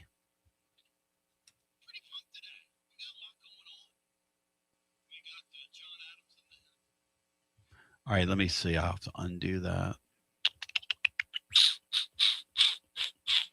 I'm going to do this edit while I'm in here sitting here hanging out with y'all. There it is. Okay. I'll save it on down. Well, I'll let her do that. All right, love y'all. It been fun. It been real. It been real. Let's see here. I'm doing a Josh Collins this afternoon commercial, and I'm thinking about putting on there, it's Mama ZZ approved.